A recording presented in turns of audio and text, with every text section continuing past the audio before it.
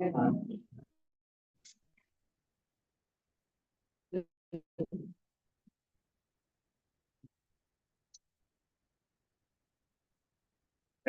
about the owl, I see that's a problem with the sound.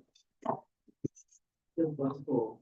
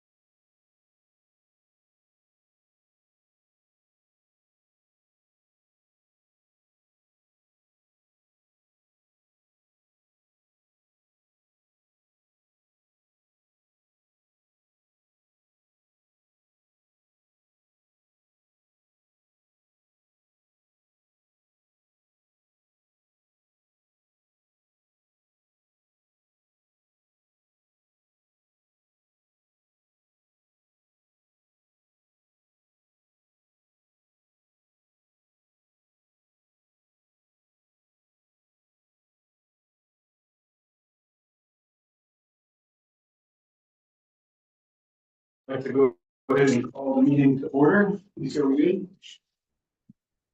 Yeah. Great. Okay, first item on the agenda, public comments for items not on the agenda for discussion, not action, and please limit your comments to 3 minutes or less. Anybody? Okay, Rich, and then Rich Hubble. This way was. If anybody that has a comment, if you could stand kind of parallel to David Hill over there by that table, that way you can ensure that your image gets properly captured and everyone knows what kind of. Yep. There you go. Thank you. That's good, that's it. Yeah. That's perfect. Yes, for the record, I'm Richard Hubble, for the land on 13 Vancouver Road. And I'm here tonight just to register concern, maybe call it a complaint, whatever, about code enforcement about that. 2 days ago marks 7 weeks since we, 10 weeks, since we applied for a building permit. And I talked today with the code enforcement officer, and it looks like we're gonna have another delay for 10 days at least. So we're now coming up on almost 3 months in the middle of the building season. And I know you guys don't have direct control of the building inspector has operational autonomy and so forth. I'm not going to get this process in. I think they did tell me today that, but it just seems to be that combination of time, priorities, whatever, it seems like 10 weeks, but it looks like now to be 12, maybe 11, 12 weeks to get a building permit. Seems a little excessive. I think most towns can operate in more like a month rather than 3. That's the end of my 3 minutes. Thank If you you. have any questions? Okay, thank you. Thank you. Yeah. Let me not think, sure, I'm sorry. And on the agenda, it actually said hold the time 5 minutes, not 3. No, we have 5 minutes allocated to this slot, so it's 3 minutes for comments. Well, I'm kind of surprised, so I do my best. So, as background, I'm also here to talk about the code enforcement, process in the town. As background, we're involved in, and I'm here with my husband, Jeff Crew. We're involved in litigation with the owners of 107 Cottage Road for the illegal building of a guest house on shoreline and resource protected land without the proper permits. Our appeal in this case is currently pending in Main Street Court. Of note, in Main Street Court, the court did not find in our favor, saying we took too long to file our case. And why did we do that? Because despite numerous attempts to get the file for the project at 107 Cottage Road, we were thwarted at every turn. We visited the town office, we emailed the code officer, and we had to hire an attorney to get the former code officer to respond to us. And he did so with a partial file 2 weeks later. Why would a building permit issued in May and in September, we still did not access the file to see what was being built and where on the property? And the plaintiffs are appealing the Board of Appeals found in our favor and annulled the shoreline permit. Of note, the plaintiffs only applied for a shoreline permit for the foundation of their house, not for the house itself that sits on that very foundation. This is another big red flag. Plaintiffs are appealing this decision in court versus the town. In this case, we are parties of interest and we have spent combined over $150,000 on lawyer and court costs so far. We agreed to be a part of a mediation in this case and we spent 7 hours on a Zoom call. While I can't disclose any of the specifics because we agreed to confidentiality, I will and can say that we were the only parties, not the McKees and not the town, offering specific and tangible solutions to resolve the case with something we could all live with. Imagine our surprise when yesterday our lawyer informed us that the plaintiffs had received 2 years ago from the former code officer, before he left his role, a certificate of occupancy for his guest house. A guest house that is the subject of ongoing litigation with both us and the town. We have to ask, why are the McKees suing the town, spending lots of taxpayer dollars to overturn the finding on the building permit when they already have a CO issued by the town? The goal in any building project is not the permit, which is what he's suing the town about. That is the road to get a CO, and the McKees apparently already have one. I'll stop here to hear your answer on why the town should have issued a CO on a house that their own Board of Appeals found was illegal, built on a lot that does not meet any criteria of footage, either shoreland or road. You need 150 feet of both, and the McKees have neither. Nor can the McKees use the frontage of the right of way because that is deeded and not public. Right, it's not ma'am, my father. ma'am, it's been 3 minutes. Sold a piece of property to what is now the Gallagher home. So why would they issue a CO? We won't be answering those questions tonight because it's in legal proceedings. I'm sorry, we can't give you an answer. Do you want to have any discussion? Nope. Well, this is the perplexing problem that your citizens find themselves in.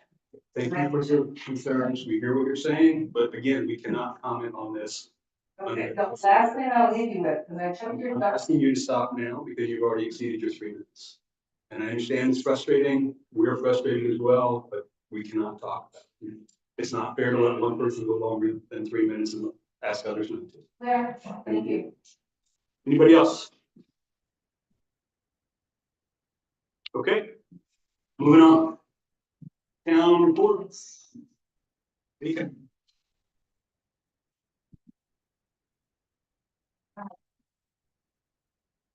So before I go into the town administrator report, are there any questions, about, the sheriff's report, the transfer station report, or the fire department of broadband report? In the fire rescue report, it mentioned something like 32 fire rescue calls. Just wondering how many were fire. I don't know the answer to that. That would be a question for the fire chief. I think we could ask that that be broken out in the next monthly report. 80% of calls are rescue. Other questions on the report Speaker mentioned from the board? There will be a brief, outline of the facilities committee report. I believe that was the understanding. So I'll leave it to that. I'll go through the TA report really quickly and then go to the facilities report. So in the TA report, there are just a couple of things that I wanted to mention that have been ongoing, or information, that has come up in recent weeks. So the first one is Jenks Road. For those that are not aware, Jenks Road, is the location where the town chose to do a survey to determine the property lines of the road. It was determined when, the Castines bought a property that the existing parking spaces that have historically been there over the last several years were on private property. So the town chose to proceed with doing a survey and then work with the residents to determine where, the appropriate and better parking would take place. And so as a result of the work happening down there, I had a visit from, Mr. and Mrs. Mills, just asking general questions about what was going on. And so I sat down and talked to them and explained to them what the town was doing. And suggested to them that when the survey does come back, I will bring it in front of the board and the board can proceed with what the next steps would be. And ultimately at that point, what will probably happen is the board will involve the residents in the impacted area to provide input with whatever the outcome is. One thing to note with that, Carol and Mark Dyer were the two individuals that had been picked by the board to proceed with these discussions and then bring them back to the board. Mark obviously is no longer a board member, so the board does need to make a decision on who the second representative would be on the behalf of the board to continue those discussions. And then relative to that, I received a communication recently from the Castines. They were hoping to meet with the town while they were still in town with the survey having come back in time. Unfortunately, that did not happen. And so they are going to be in town in October and they're hoping by then the town has the survey back and we'd be ready to have some discussions with the owners. So that's kind of an update on that. And then I didn't know if the board wanted to take a minute and pick out who the other board member might be to participate in those discussions, in which case I will include you on any communications going forward. Unless it's a conflict of interest, I live on Jenks Road and have direct interest in what's going on there. I would suggest that might present the appearance of a conflict of interest. Okay. Anybody else on the board have an opinion on that? That's just my opinion. You don't think it's I conflict? don't have an opinion. I think be fair. There's an apparent conflict. I don't see it. Well, Richard, you said you're interested in doing it? Yeah. So I'll just raise it so that the board can make the way we would handle this is that one person raises it as a potential conflict of interest and the board discusses it and takes a vote. So any discussion, yes or no? How many members think it would be a conflict of interest? One, okay, so sounds like Richard's the guy. Unless anybody else was interested, we didn't really. David or. Okay, great, thanks to Richard for doing it. All right, thank you for that. The next thing is, the FEMA visit. So on July 30th, FEMA was out here. Again, they have been out here several times doing a site inspection on the island, specifically to the damages that were submitted to FEMA as a result of the declaration, from the January 9th through the 13th storms. And so with this particular visit, they brought out a site inspector. We went to each location and the site inspector measured, documented, asked questions, and was able to provide his feedback in terms of what the next process should be. And so the next step is there is additional paperwork that has to be submitted to them. I have a weekly meeting with FEMA to kind of keep us current with what needs to be presented to them and what their expectations are.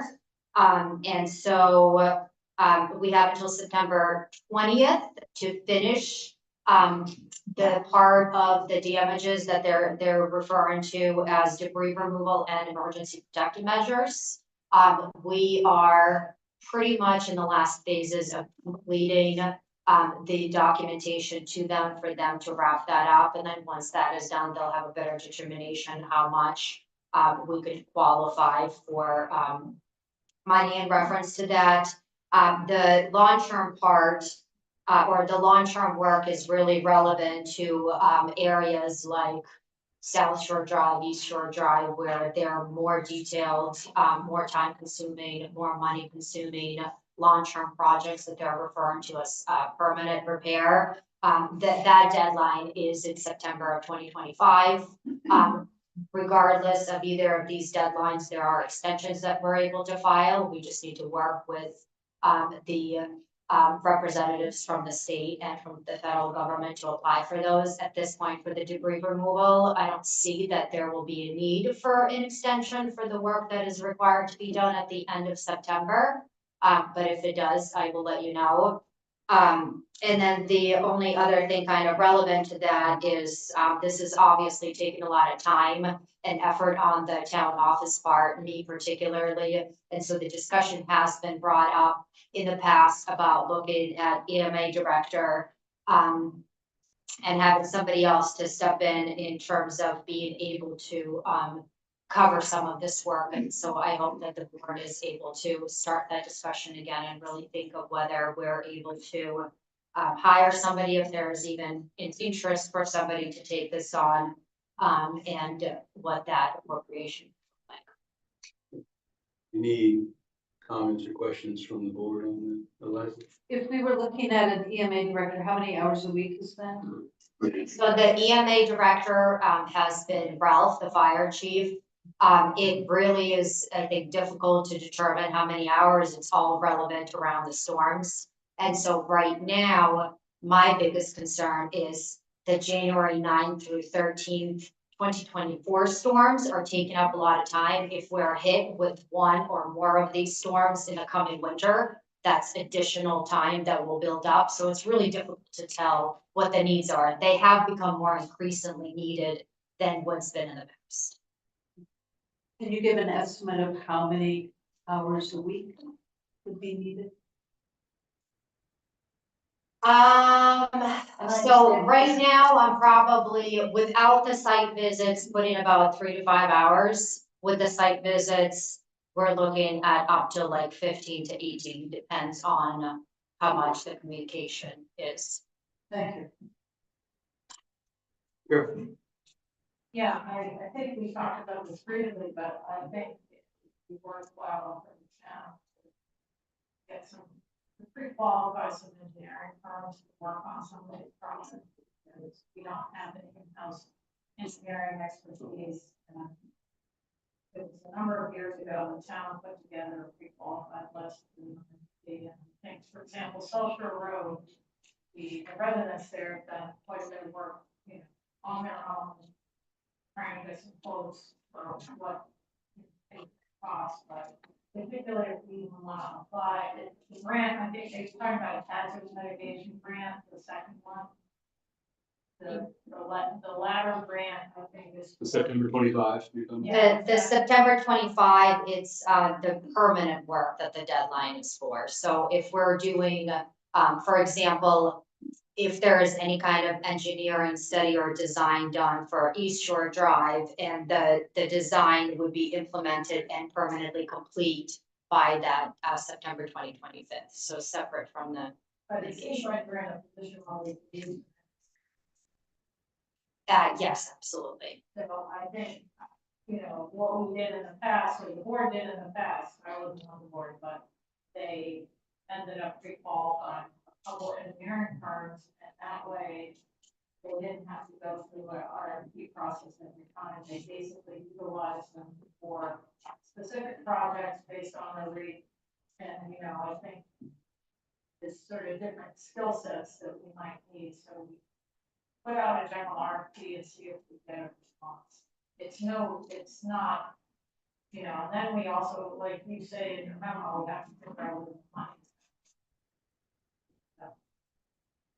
And if I understood it correctly, 2 meetings ago, it came it's a complex equation of how we need to spend money before they reimburse us, but in some ways we can give them an estimate and they'll begin to fund to allow us to begin construction. Right, but. Contradictory statements. Self-shore drive needs, Correct. so, and it's not, like, we're gonna design it, so I think it would be worth it to start heading down that track with the green. I would appreciate it, yes. Yeah. I And think we've probably reached, maybe alleviate some of your time work. But, Do you have any engineering firms in mind, Carol? well, I think they had an RFP that went out, I don't know, 2010 or something. We could just, Herb has it if you can find it, if not, we'll just generate one. Okay. And we could send them to specific firms, but also put it on a spec. Right. Are you suggesting that Vika dig that up, or are you suggesting that you'll dig into Herb's files? Well, I think Herb can see what he can find, but, I think we should put an RFP out for road repairs and coastal resiliency work and see what we get. And Vika, we don't need a motion for that, do we? no, I don't think there is a motion needed. I think the only decision for you to decide is whether you want to bring this back to the next meeting or whether you want me to work with somebody like Carol, put it together and then kind of send it out to start that process going. Question from the board? I would rather personally see it get moving sooner as opposed to later. Is that something you can help Vika with, Carol? Yeah. I can put it in the SharePoint too, and then you Yeah, can have access to it so you can see what the live documents. Do you did? I remember that, I'm trying to remember if it was some sort on that, I don't think there was, I think it was just a list, and if these companies are still in operation, we should Dust it off. have them. Thank Yeah, and so that might alleviate you. Do it. maybe your catalyst that we just had. But between the two of you, I think you would recognize the ones who are still active and getting the work done. So, You have an idea of when? I don't, I think it gets to 2010 is closest. Wow. other comments about the FEMA stuff? Okay. More Vika, or is that? That's all I put under the TA report at this. We listed the committee reports for questions. I don't think I heard broadband, but there was a report in there from broadband.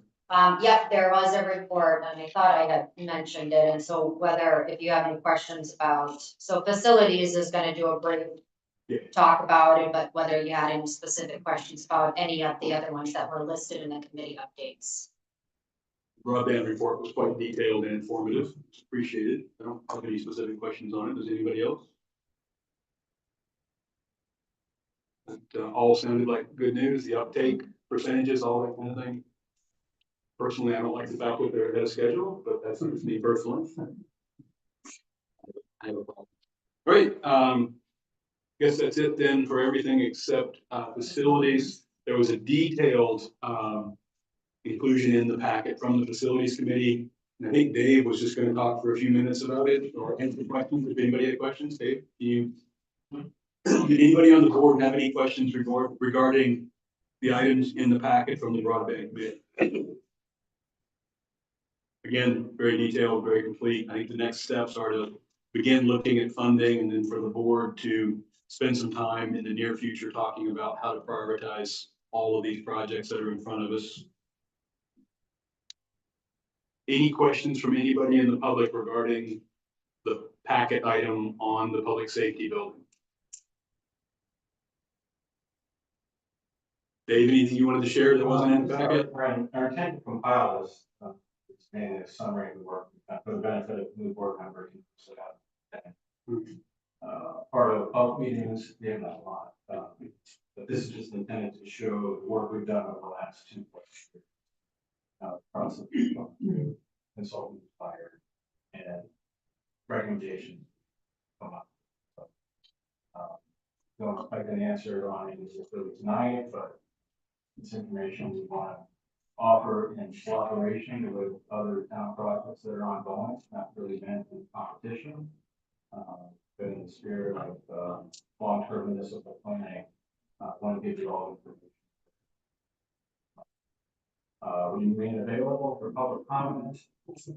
I would just also point out maybe the milestone schedule that we compiled. So, these projects take a long time to implement. And the scenarios that we have outlined, there are multiple scenarios to go through relative to funding and town approval and such. But the scenario that we've outlined is probably 3+ years. If we got started with momentum now, we'd be looking at 3.5 years probably before we had facility, and probably another year to scenario.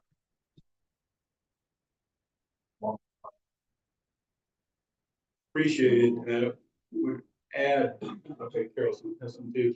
We just add that committee, once it was started to look at the public safety building, had 2 other projects added to their plate and graciously accepted it and completed both of those projects with aplomb. So thank you to the co-chairs of that committee and all the members of that committee. Thank you. Greatly appreciate it. Negotiating this from.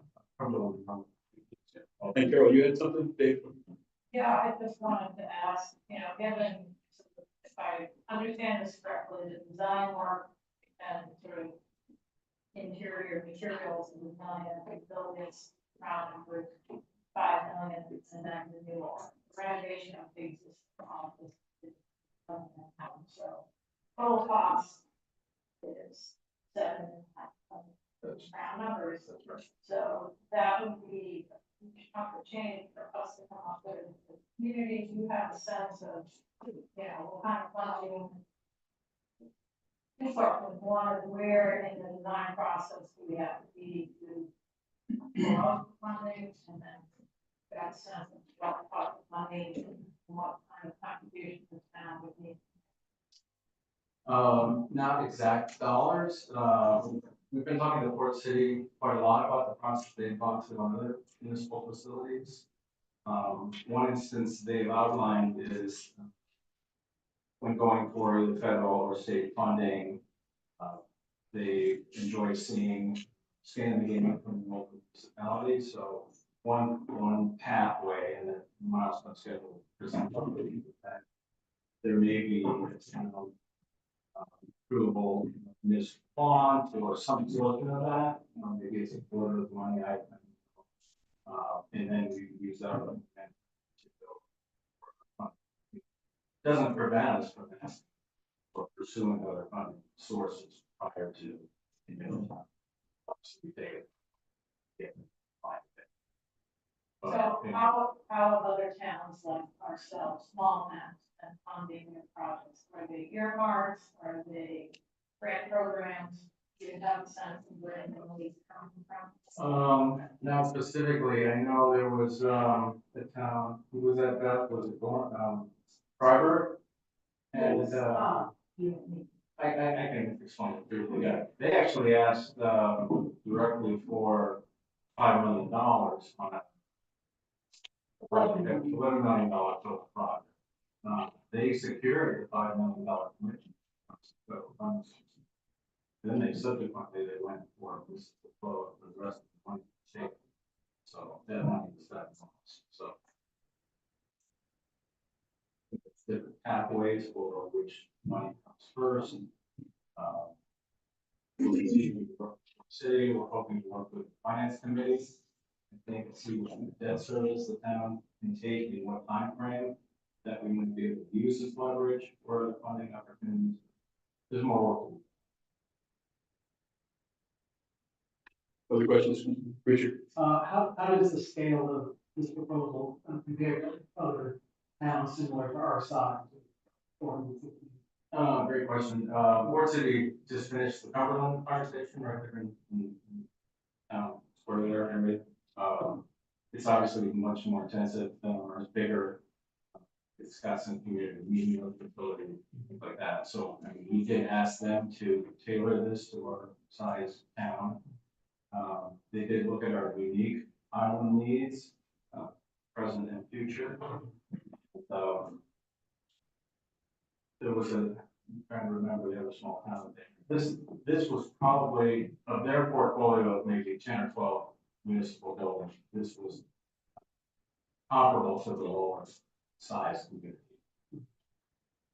So they're definitely aware. We don't have horsepower, but we also have needs. Well, What is your question? Yeah, it was just, I mean, I guesstimate we had about 400 residencies on the island of buildings. And then how is that, how big of a fire risk is? It's difficult. I mean, there's an economy of scale, right? I mean, you would provide services for all hours response for 400, yeah, so smaller community. Cost per call might go up. There's also the fact that as an island, our ability to utilize mutual aid is dramatically reduced compared to another similarly sized town, similarly sized group of buildings. Most towns do have mutual aid, and one of the factors that needs to be considered was the fact that while we do have mutual aid, it's a lot. We can't get trucks out here. We can get people out of boat to help if we have a big fire, but we can't get trucks from neighborhood town. But it's just part of the equation of that comparison. Yeah. Circumstances.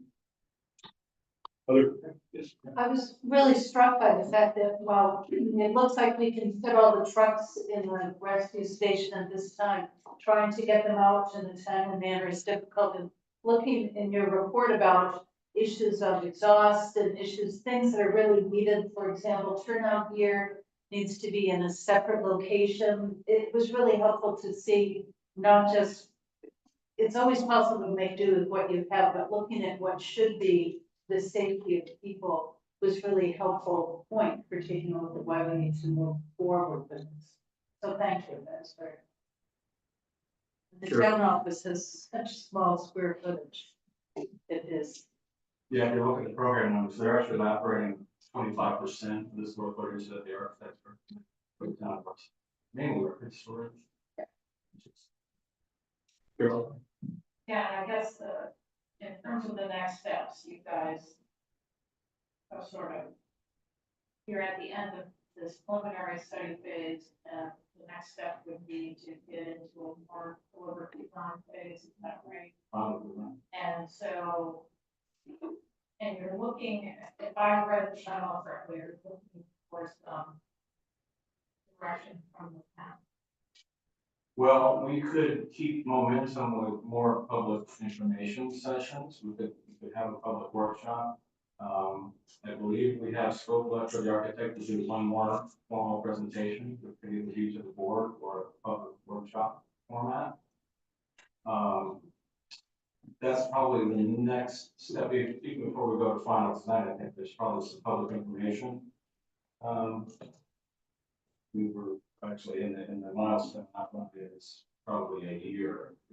Say hypothetically set next town meeting as a goal, we could probably spend a year just doing answering questions before they proceed.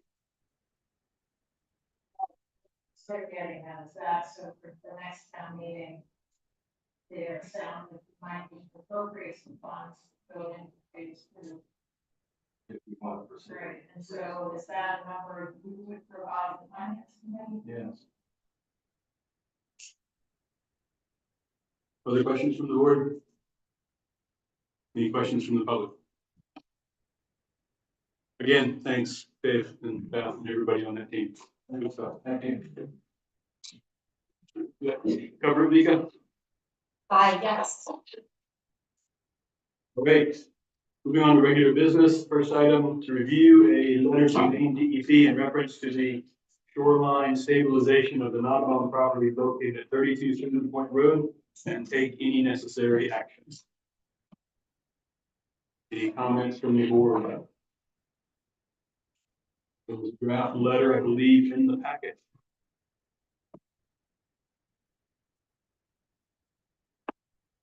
No comments, is there a motion?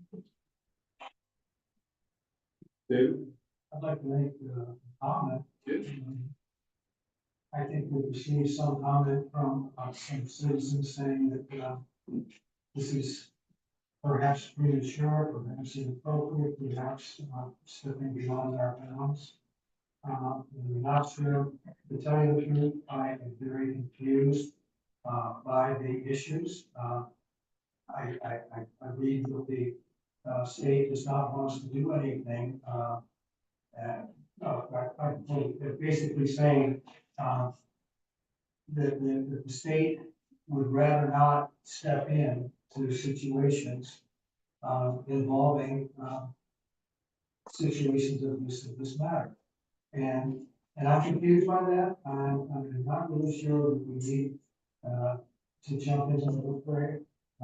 It's confusing to me, and I think from what I've been hearing, there's a lot of energy behind taking some steps in that area to mitigate the damage. And I don't think that this letter, as it's currently drafted, moves that process along. Can you clarify what input from the state you're referring to? Let's see.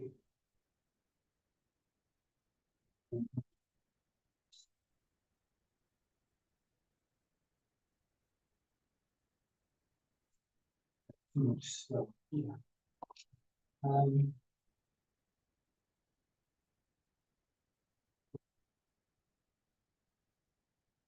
Oh, it's a draft letter that I think, can I look in? Yeah, thank you. Um,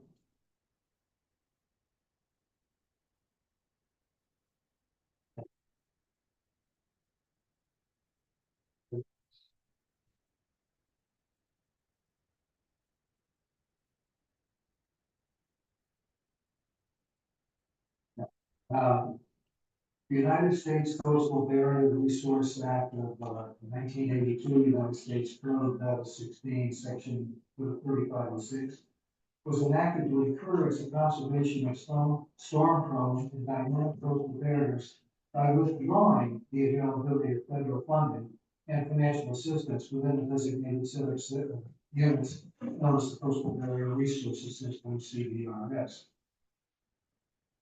That just strikes me as weird. If we see a problem, we definitely don't want to address it, is the way I hear it. And as I say, I'm very confused by that language and very confused by, what direction this town should be taking in dealing with this problem. Okay, thank you.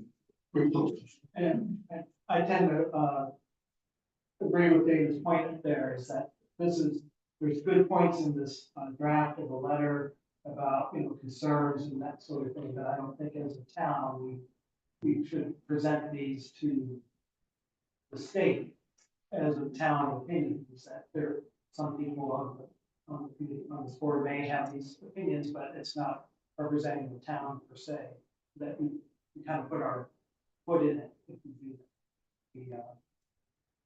We take a stand on something that is, the science is unknown.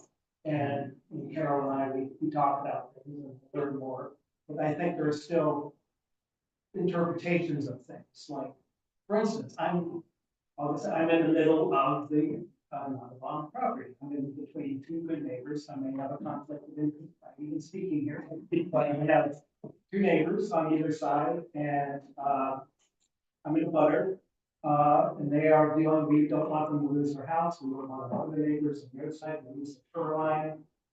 So we're trying to work it out. I feel like we are maybe coming to some terms, we want some clarifications. So as an butter, we may not, if the DEP approves it, for whatever reason, we're not, I don't think we're gonna get, but, we're just at that point. But if there's other information that needs to be buffed up about this, well, what happens when the shoreline buffer ends? What happens there? Well, we don't know. I'll come to you. I feel like if that can be more explained or proposed or extrapolated upon, then you feel better about it. And I think anything you want to point out as details is good, but I would hope that the DEP has their engineers and scientists figuring stuff out. And we leave it to them, not to us and amateur. We're amateur, one of us is an expert. Maybe not, or less of an amateur, but I've learned about the shoreline since I've lived here. And I used to think, oh, just put up some walls, and I thought, oh, you put up walls, you create issues. But then, how much we've learned about how to build better walls, how to build better walls. And whatever they plan to choose may fail anyway. That's also opportunity to try. Dave, I don't see Donna here. Donna did send us a communication and letter today. Saying, I don't think the town should send a letter to the investor regarding the shore stabilization and Bowman's Cove, because I'm afraid it will end up in court.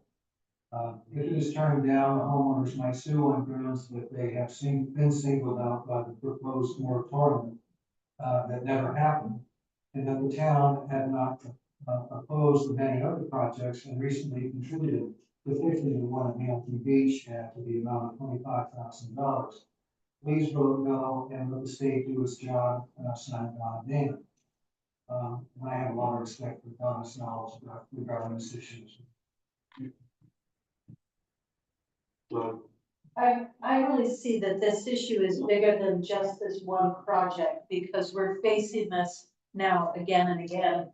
How can we as a community deal with the fact that there's so much erosion?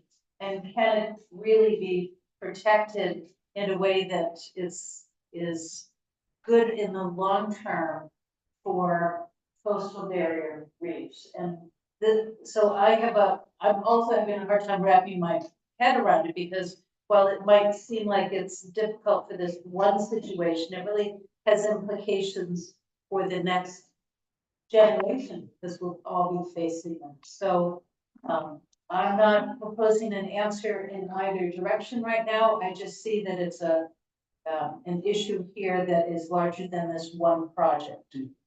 And I see the implications for that for the future. couple points I would offer. One, I think all along this conversation has been very specifically about all those places on Trinidad that are coastal barrier resource systems designated. And from what I've learned over the last 6 or 8 years, that is a dramatically different geophysical formation than our rocky shorelines and our coastal bluffs. And it's certainly much more the coastal barrier resource system areas enjoy the protection from the federal government and the state government that they do, precisely because of the dramatic role they play in protecting the shoreline, paradoxically, by moving, but also the contribution that they make to the ecosystem in the intertidal zone and beyond in terms of their impact on the health of the aquatic sea life that in many cases is a major part of our community. So I personally look at the letter as asking the state to pay careful attention. I don't look at it as telling them to make a decision. I look at it as asking them to pay careful attention. And I do draw a clear distinction between any such projects in the CBRS, of which this is the only one that we have at this point in time. But I look at the CBRS as different than coastal bluffs and our hard ledge coasts. Other thoughts, comments from the board? Carol? Yeah, just to echo what Bob was saying, I think the purpose of the letter is, I think he could check with the attorney prior to the previous board meeting, because the objection was raised by the property owner that, you know, we shouldn't be commenting on this. And our attorney, our town attorney said, this is a permit application going before the main DEP, it's not a local permit. And that it was appropriate for the town to comment on it. One. And so this has been an ongoing discussion for many months now. And I think the purpose of this letter is to really just say to the town, and we could reword it separately, but to really acknowledge that this project is in a coastal barrier resource, which is a very sensitive environment. And it's not, the state breaks don't, you know, specifically address that, other than the state of Maine prohibits state money being spent on any kind of stabilization project in a coastal barrier resource. It does not prohibit private money. But the reason behind that is what Bob just said, is that these are very dynamic systems. The most recent project that we dealt with, or problem or challenge, was Ash the Hook, which is also a coastal barrier resource system, also experienced severe erosion. And the decision was to put parking up the top of the hill. So this is not, like Eliza Jane said, it's not unique to one property.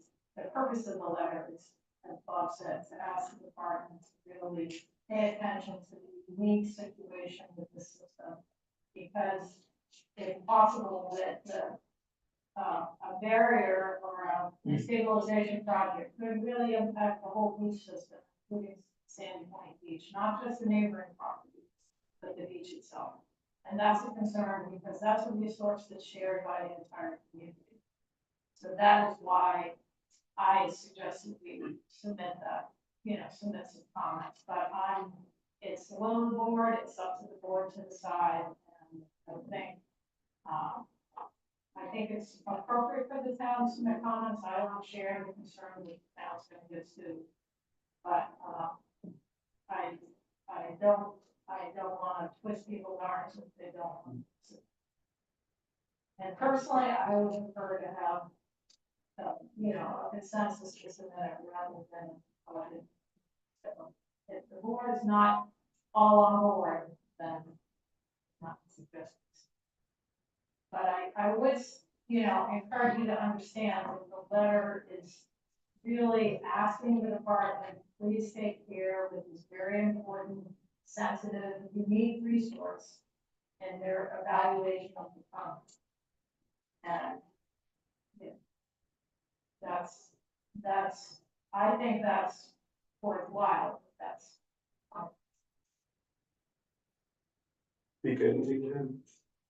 No, the only thing is I just had a clarifying question in reference to, the letter from Donna that you read. I didn't receive it, but I had a question in terms of what you were referring to or what she was referring to on Hamilton Beach, because I didn't quite understand what that was, how that was relevant or what part it was referring to. I don't have an answer to that, all I have is what she wrote here. let's see. The town had not opposed to many other projects and recently contributed to fixing the one at Hampton Beach, $25,000. I'm not sure exactly what she. What she's referring to with $25,000 is the town paying the contractor who was working for a private party. The town paid the contractor for a specific repair to the steps for a public deeded and recognized public access. Which would reduce potential. It ended up being $13,000 and it was a 33-foot town right of way, so that's town property that was, That's more analogous to fixing things up. to fixing the right of way. Okay, now I understand what it was, I just wanted to double check. I don't remember, is Hamilton a coastal area? No, not that area, no. And I just want to clarify, Mr. Don's comments, that I did not see. Right. The board, but we're not opposing the project No. in this letter. Just to clarify. I guess you just sent it to me. I'm gonna look at it. So I guess the easiest way to move forward would be if there was a motion. If there's So no- I guess I'll move that we, submit this letter as written, if the Scott. Okay, second by Eliza, motion by Carol. Any more discussion from the board? Before we go to public comment? I just said, okay. I just said, any more discussion from the board before we go to public comment? Okay, seeing none, members of the public, any comments? Yes, ma'am. Hello, everyone. Again, I'm Lisa Gilrath. I'm at Pierce Atwood in Portland. I represent the Noam, Carlos and Renee on this project. I just wanted to make one quick point of clarification. When we objected to the proceedings last meeting, it was not an objection to the town's ability to submit a letter. It was an objection to the town making a decision on whether or not to draft a letter regarding the property at all, without specific notice to the property owners, because they only learned it at that point. So our objection was, I mean, it was essentially a bump it out to a time and decide whether or not to draft it, to a time when we have proper notice and can appear, because no one was able to appear. So, I mean, clearly the town can write whatever it wants. It has legal authority under NERPA to submit comments to the DEP. That's not our objection, is to discuss, action that can affect a person's property rights without notice to the property owner, and that's quite objectionable. But other, As we pointed out in our replies from the town to that commentary, that item was on the agenda Friday afternoon and when got posted Friday afternoon. That's our standard procedure. We did check with our attorney. We're not in the practice of looking at our agenda to see if it might affect someone's private property rights. But we do always post the agendas by Friday. I mean, you saw my email specifically, this is required, but that aside, that's not the point today. I just wanted to make a few comments to build on some other comments of the board members.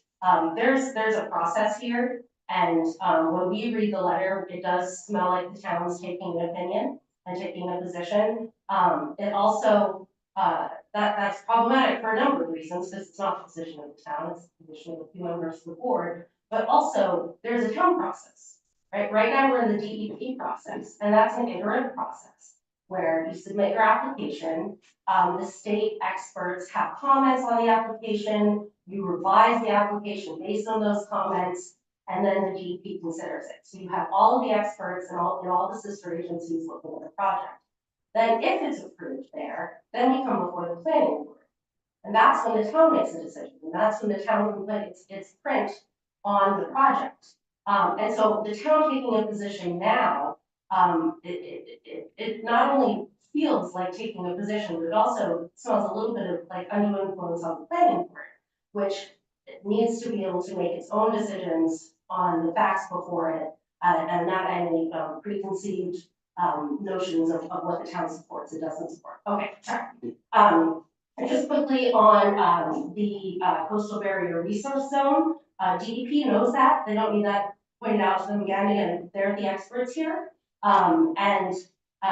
What they do is they look at a project, they look at the specific parcel, and so this one's on a block, right? And so they're looking at the specific parcel and what is best for this block. And that's the iterative process I was just talking about, where they, revise the project and figure out what is best for this block. And that's what's going on right now. So they already know it's in the coastal barrier research zone. That they know everything, they don't know all the statutory provisions that are cited in the letter. Those apply to all shoreland projects, regardless of what zone they're in. The DEP already knows this, and I know I'm running out of time, but also the select board's already sent this letter. In December 2013, Carol or Ms. White sent an email to the DEP making all these same points. And copying everyone and saying if the DEP has any further questions, please email back to the town administrator and the entire select board. So it feels unnecessary, particularly when we think that there are hints of undue influence in the town taking a position when it doesn't even have an application before it yet, and it will. That's all, I'm happy to answer the questions. I don't have a question, but I do have a comment. Part of the process of the DEP also includes the opportunity for input. Yes. Long before it comes to the town in the form of an application for the fund, including input from citizens, but also including input, which is what we're doing. Yes, that's why I noted that our objection wasn't to comments being made. Right. Yeah. I guess just to clarify, this is what the permit. What's the equivalent on the council? There'll be an application to the planning board under the shoreline, so. Yeah, and so those are two very different. Yeah, I mean, they have different standards. Yeah. And so the town has decided that its role in determining what stabilization projects are able to go forward is defined in the ordinance. And that's the four corners of the ordinance. That's what the town decided. This is, where we make our decision.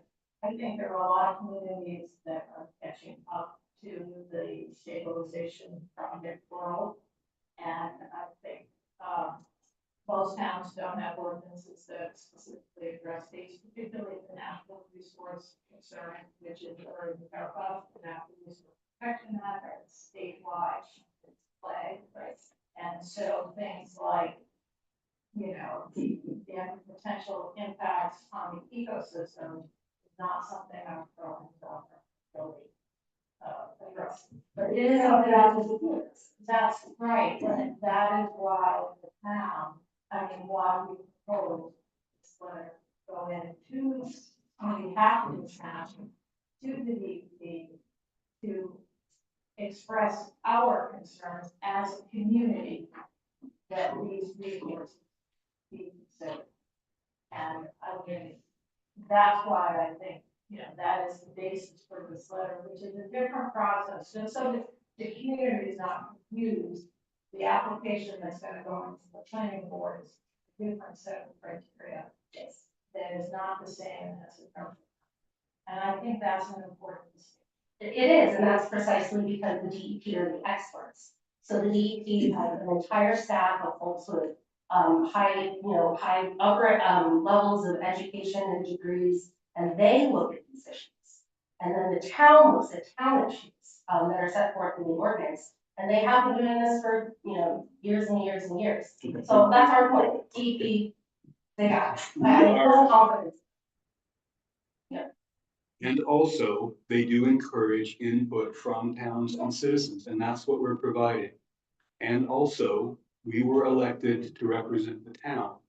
And also, according to our attorney, it is well within our rights and responsibilities to write such a letter, in addition to a process that will happen later in terms of what goes to the planning later. And I'm not opposing any of that. Well, it sounded like you were, so my apologies, but I'd like to move on. Thank you very much for your comments. Yeah. Other comments from the public? Okay, yes, please, no, Mr. Allen. Which side of the way? Over there, then for Dave. And I should have said this earlier, still the 3-minute thing.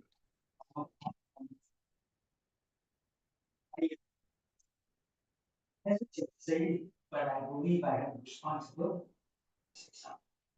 And this is in line with what I said about the term.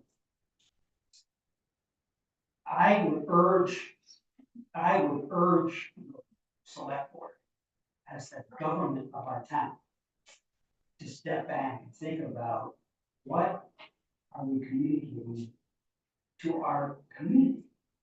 That what I would urge that you is to think about a letter like this to every property owner who owns property in the coastal barrier resource system designation area. And what they want to think if a letter got written by the town about their request to the state to do something with their property.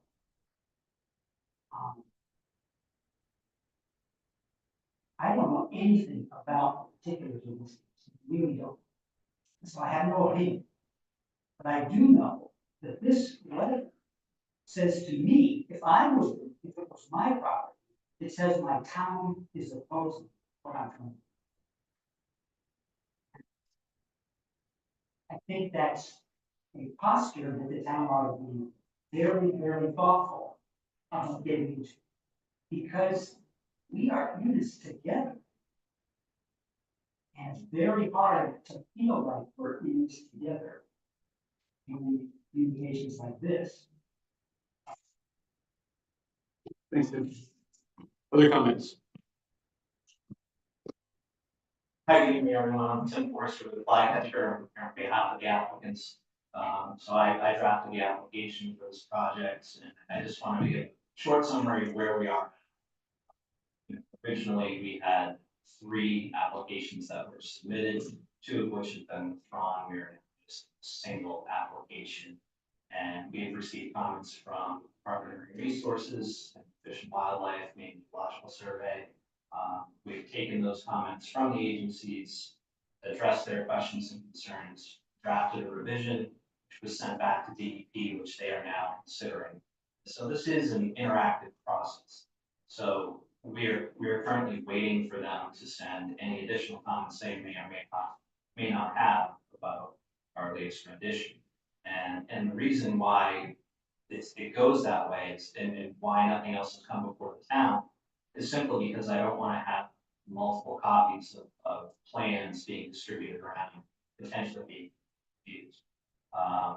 We are working with the state's professionals, the state agencies, and collectively coming up with a plan that meets the intent of helping the property owners whose home is 50, 60 feet from the edge of the bluff. And also protecting the interest of the resource. DEP is not going to grant a permit if we don't come up with something that meets the rules. And the only other thing to add is they're very well aware of this resource. And Ms. White pointed out to all of them several times in I think there's been at least two letters, a handful of emails. So there's nothing in there that they don't already. That's why we're concerned about why the letters were written, because you've already told them. Why are you telling them again? Thanks, Dave. Other comments? All right.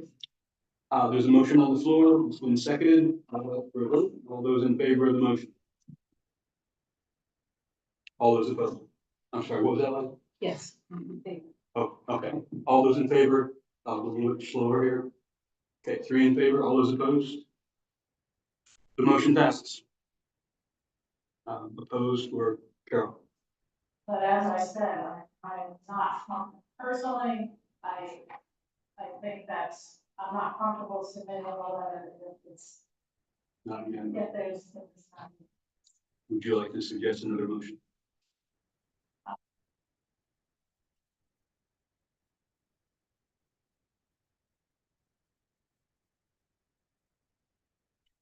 I feel like there, listening to what Ted just said, I mean, I think one thing that, just to kind of expand, this letter is not opposition project.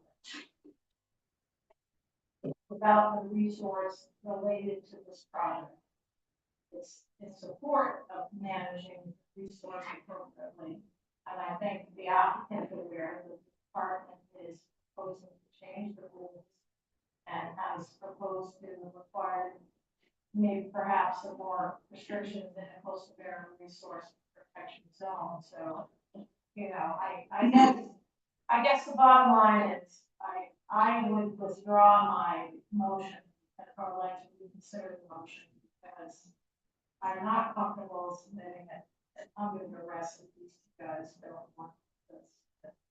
That's Okay. I'll, So I see both sides and hear the wisdom of the comments that have been made. I want to have enough faith in our state government with all of these experts that if this letter is sent and it doesn't have, move any needle, that's fine, that's okay. That if you have that much faith in these experts, they should be able to receive a letter and judge it based on what they think is the right thing. So I guess when I agree to sending the letter, I'm thinking, well, if it's needed or not needed, that's okay, because those are the experts that decide, and I'll have faith in them.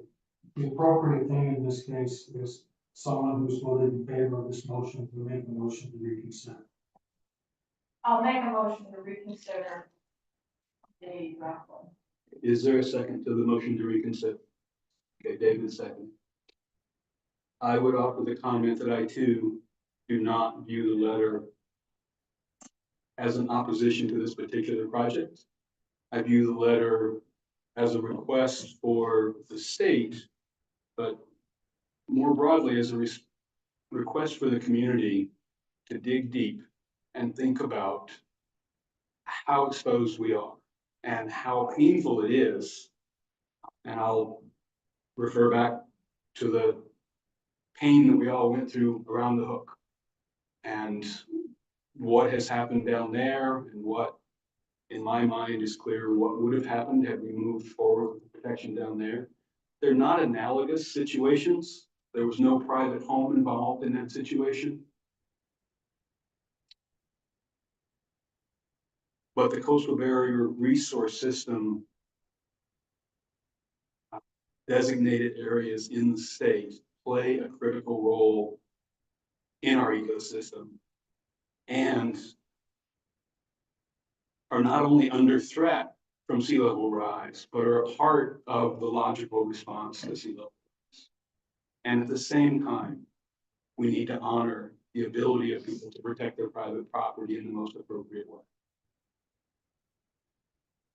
It's really hard to hear, but I believe the letter is asking the state to take a close look, to consider alternative designs, and I will vote against the motion to reconsider. But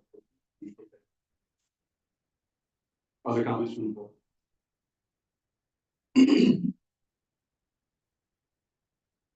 Hard to say, what I do like is that it's just putting more questions about the variables. So I'm worried about. And I don't find any harm in asking or proposing that some of the great questions you asked. I still have some of my own. And so, but I just wonder about the redundancy of this, if this is not.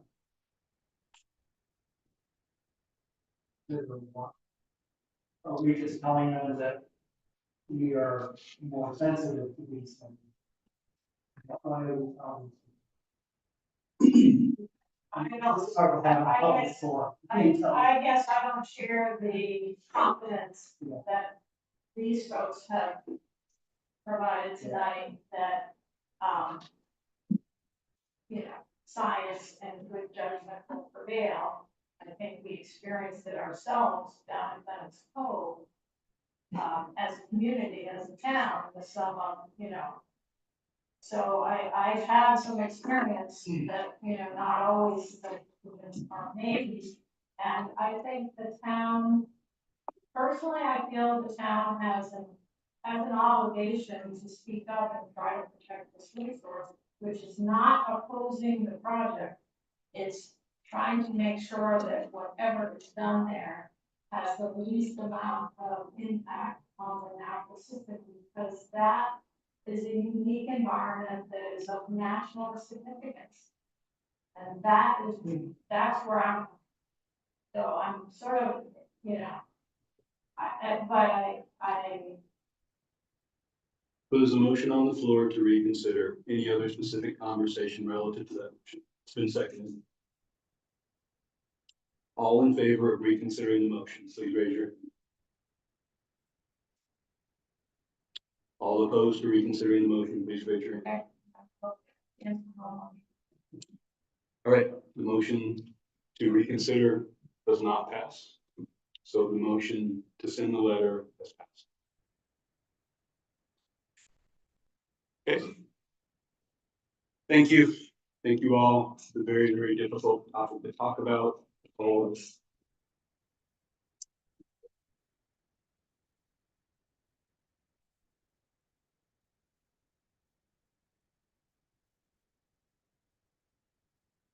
Next item 24-71.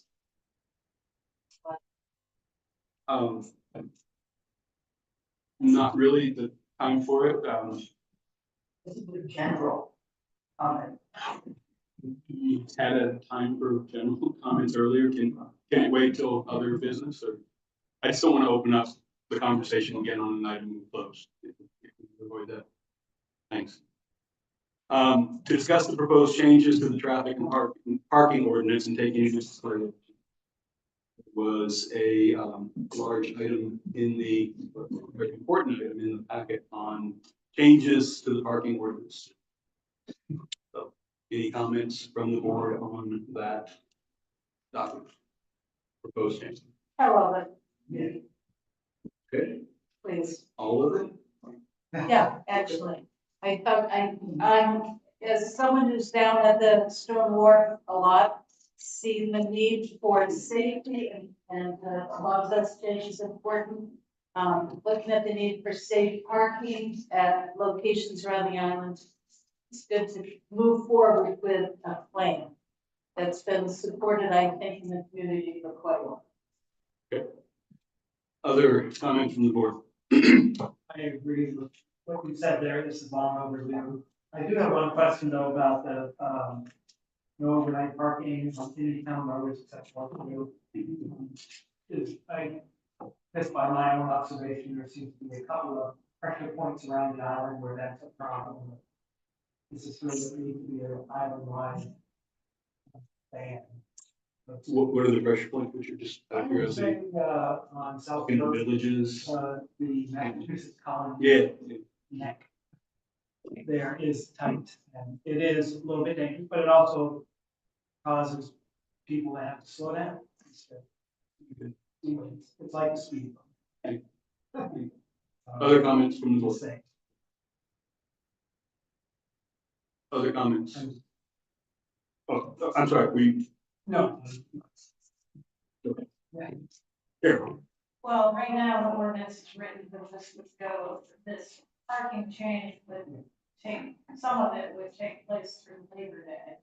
Are we contemplating implementing that between now and Labor Day, or are we really talking, the part that's seasonal from June through Labor Day, or Memorial Day through? What do you think it would be good in terms, is it practical to try to implement 3 weeks? So if the board were to support these changes, then I would work with the sheriff to try to experiment the implementation. Well, we have the support from law enforcement here in trying to see how that could be of assistance. So yes, I think that it would be helpful to utilize law enforcement while we have it for a couple of weeks to try to do that. And then obviously, start it back up in the spring. Law enforcement is back. and revisit in our September meetings to see how it went. Check in, what worked, what didn't work, that kind of thing. I would suspect that there will be a lot of complaints, a lot of learning curves, trial and error, but like it's been said, you know, there has been a need for it. The one thing that I do want to point out that there are other areas, you know, in here, that would, apply some changes to, so it's not just specific to the Stone Pier. In reference to the no parking overnight, I think that's just for the benefit of just transparency and not making it seem like we're kind of singling out certain areas. During the winter time, there's been an issue with plowing, with vehicles being left on the side of the road. Ambulances and fire trucks and things like that, so really trying to be very transparent. David, The way it reads now, it says, shall be run into a staging area for those picking people up from the boat. Will that apply also to people being dropped off for the boat? I assume so when I read it. Yeah. Well, it doesn't say. That a suggestion for a friendly edit? No, okay. So they'll run into the staging area for those, picking up or dropping off people. Yeah. For the boat, something like that. Yeah, that's a good one, David. And Carol, you do it myself? We can be dropped. I guess my other question, not specific ordinance, is how people would know. So if the board were to support this, I would suggest that we sent out this entire thing to every mailbox in the town, so everybody gets a paper copy of it. How many people read it, that's, you know, for their discretion. Put it on the town website, put it on Facebook, put it on shebig.org, and just really try to spread it, so then that way, we can reach as many people as possible. Do a text alert with a link. to the Text alert with the link, yep. So, Eliza and then David and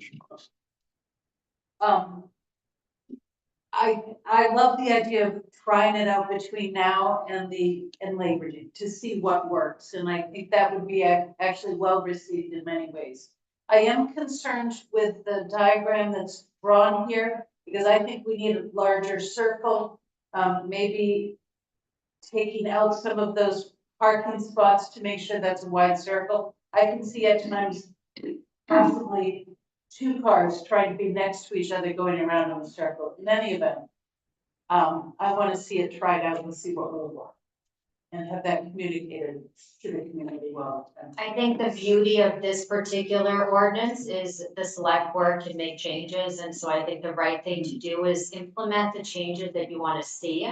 Put them in action, see what works, what doesn't, and then, like you said, if you want to move forward with that, I will work closely with the sheriff to see what we can do, and then take on any suggestions or improvements, and then bring those back in the fall time, and then that could be kind of a starting point in terms of whether you want to continue or change or implement something different for the future. And may I make a second point?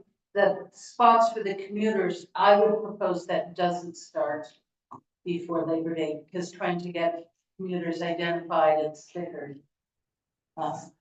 would be difficult to do that in a timely manner, unless you think it can be done.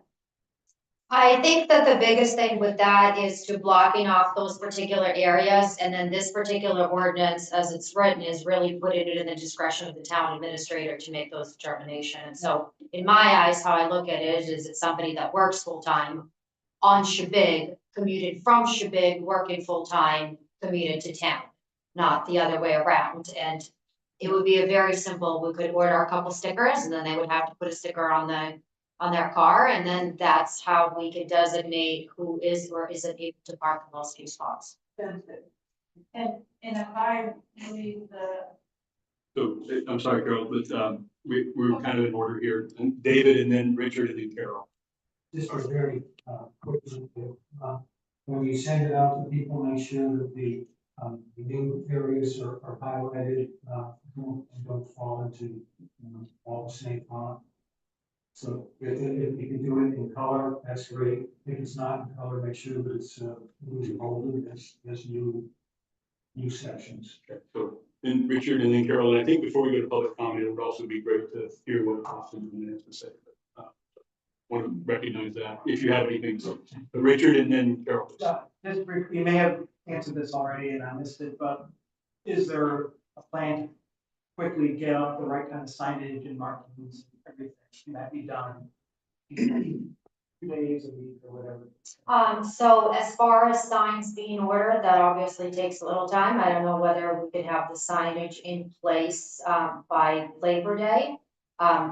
I was not in a position to order any signs ahead of time without knowing that there's any implementation taking place. So as far as signage, I don't think you're gonna have anything out within a couple of days. I think the biggest thing would be really a presence and educating more than anything, and then with that, move into the steps of signage and things like that. Regarding signage, we could take the Lobster Yeah. Month signs and just laminate something over them that says Yeah, active drop off. Yeah.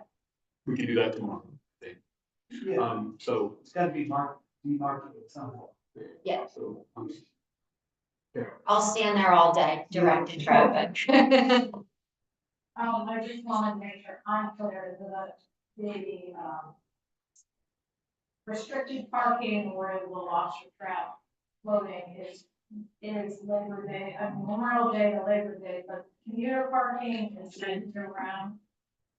I would think that that would be a year-round thing. Yeah. So that wouldn't necessarily stop on Labor Day. Correct. and then one other detail to consider that you can handle on your own is that commuters only until 9:30 at night? Or is that commuters only until the 5 o'clock vote, or has that been considered? So, just something to think about. You can, I think the town administrator can figure that out, and iterate that over time. Officer Allen, did you have anything to add to any of this conversation? Please step up to the microphone. Come on, Dan. Because a lot of this falls on you. I don't know a lot to add. I talked to Peter about this, and we actually implemented this at one point. When the lobstermen had that part of the dock clear, I parked vehicles along, and people would come down and they would use those parking spots. They wouldn't park there at all, and park in the middle. So I moved them all in, lined them out there, and then did the length of the dock, and that alleviated all the congestion. But that only lasted for a couple of weeks, and then it was back to normal. But this sounds like a reasonable thing to you to give a shot. I think so. Yeah. Right. We have to do something. Maybe that's. Thanks. With that, any comments from the public on the plan as drafted? I don't think we made any amendments, or there was one amendment that David suggested. That is pick up and drop off. It's not just pick. Yes, John. I'm a little ignorant on what the present status is, but my understanding that one of the things is you're gonna come down and go around in a circle, drop your stuff off, and then come back around. Is that part of it? So one option is that you do that, but if that circle is getting full, the officer or the person who understands what's going on would now be able to park in one of the spots along the southwest side of the pier, where we close it off for lobstering in June and November. You could park there just to drop your bags off and then go park your car to go away. Carol has a copy of that. The way it is right now, people come down, park their car, and then they carry their stuff down. So there is no congestion as far as that is concerned. So perhaps in the circle thing, you shouldn't be able to drop your stuff off. You just want to get out and turn around and go back and park, that's fine. Yeah. But I think the intent is that you drop your things off in the circle, not take them all the way to the boat. But if you're gonna drop your things off, drop a person off in the circle. You can do that, but if you need to. But take your stuff back to where you're gonna park, like you do now. I think the goal of this is when people come down and they kind of make a circle, that there are no cars parked or left in that turnaround area that then clutters. Cause now if you come down and one car parks, the next one goes this way and this way. And so the goal is to kind of create that circular area for bypass traffic, but then provide those spaces for people to be able to pull in and to pick up and drop off. And then I think Lila, you got your hand up. I applaud this. Don't think my voice carries very well. For the benefit of the YouTube folks. Lila Bisharoff. Thank you. They all got you. We have been at this for a very long time. And if you notice, our behaviors have also changed. We are ready for this. I welcome it, and let's just get it to action. Thank you for doing all of it. Other comments from the public? Yes, sir. Mr. Wiles.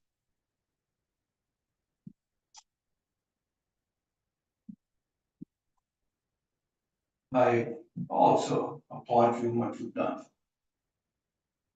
I commend what you've done. But you're rushing into judgment. I think you're taking off way too soon on this. Yes, we have the sheriff here. He'll be able to get down and work on some solutions. You're gonna send brochures or information packets out to the community. Lots of those households have people on the weekend, they're gone, they change over all the time. I think you're gonna run into a lot of confusion. I think you're gonna have people going both ways. And I think the excuse is gonna be, well, we didn't know, we didn't understand, we didn't have any chance to adjust to this.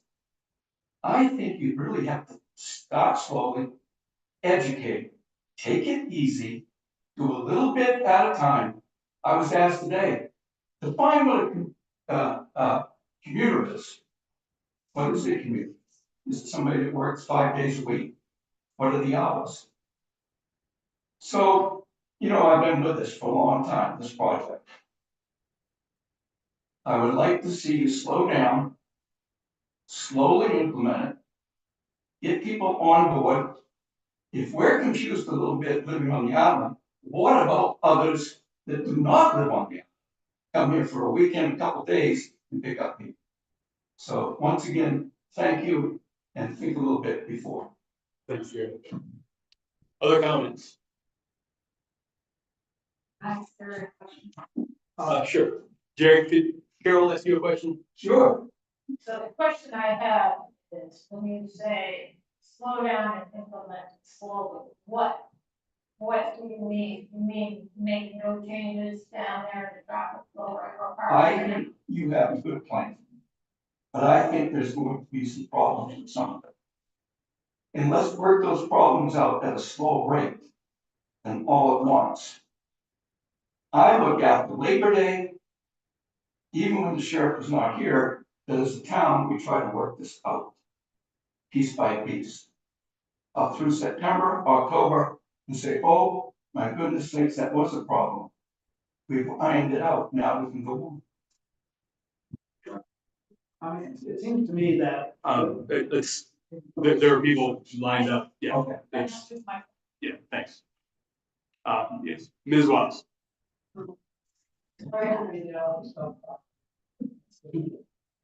Beth Wiles, yes, we have been at this a long time, and I thank you for getting this going. I really appreciate Officer Manley coming tonight, and if he sees any issues that he can also relay to you people.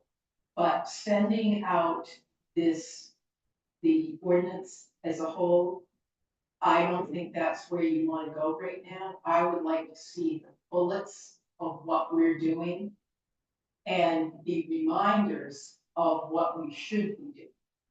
The big one is people leaving their cars and walking out to greet people. Perfect example, the other day, they go out to greet people, or rather to say goodbye.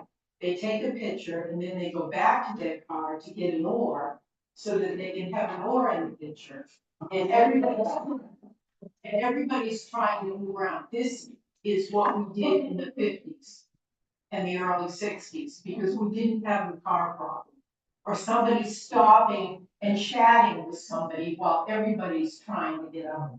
One of the biggest things is people parking things overnight that shouldn't be parked, like a trailer. Yesterday morning? Guy comes in, he's gonna go on the barge. He's left a trailer in a parking spot that would take 2 of our cars.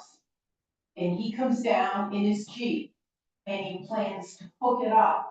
And he's got the car out in the middle of the road at boat time, so nobody can get around.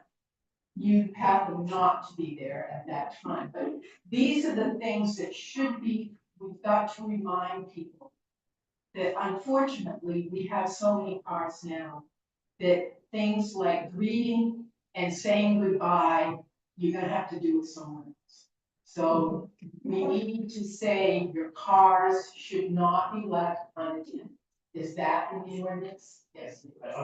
It is, So if this you're in that thing, loop, yeah. I would suggest that we start with some of these small reminders of what we're doing and that we put this in the hands of Sheriff Mailman to give us some time to figure this out. And I'm very excited about it.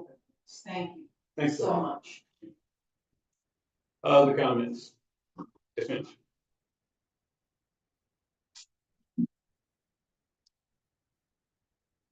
This is actually Bennett's Cove related. I don't know what happened with the guys, the barging traffic, maybe getting pushed up behind the stop sign. And then with this ordinance for the suggestion of the cars, like beachgoer cars being parked up there as well. I think that is definitely a concern if you have barge traffic, the big trucks up there, as well as beachgoers up there as well at that four-way intersection. I think that's something, I mean, I don't know what the answer is, but I think that's something to think about before that gets passed as regular. Okay, thank you.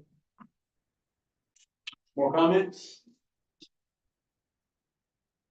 Yes, ma'am.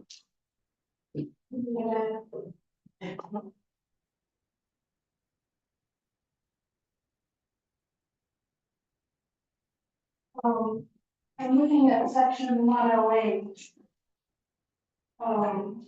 Parking vehicles in the turnaround area at the foot of that code. I think it says shall be prohibited. Oh, I was trying to asking myself what the turnaround area is, but of course I know what that is. And in red, 2 parking spaces shall be reserved for the use of handicapped people. Are we going to address, as you had outlined in your memo for the last meeting, the communication with the barge and the trucks parking up on South Road? Are you, I guess a clarifying question for you, are you asking in terms of whether that information will go in here? Or whether those discussions have taken place with Lionel? You had said that discussions had been, but you Yes. had discussions with Lionel. It's a little, to my way of thinking, it's quite vague. We talk about instituting the 2 handicap spots at the bottom, or near the bottom.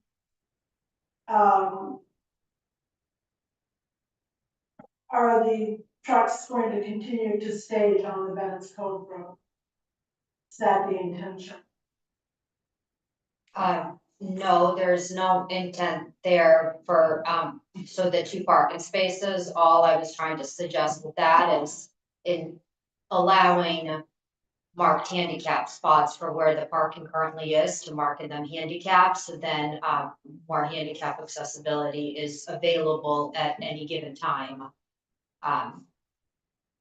And I think in relative to trucks and staging and all of that, I think that's more of a conversation with the barge company where, I think it limits to what we can and cannot put into the ordinance at this point. Cause that's, I see it as a different discussion.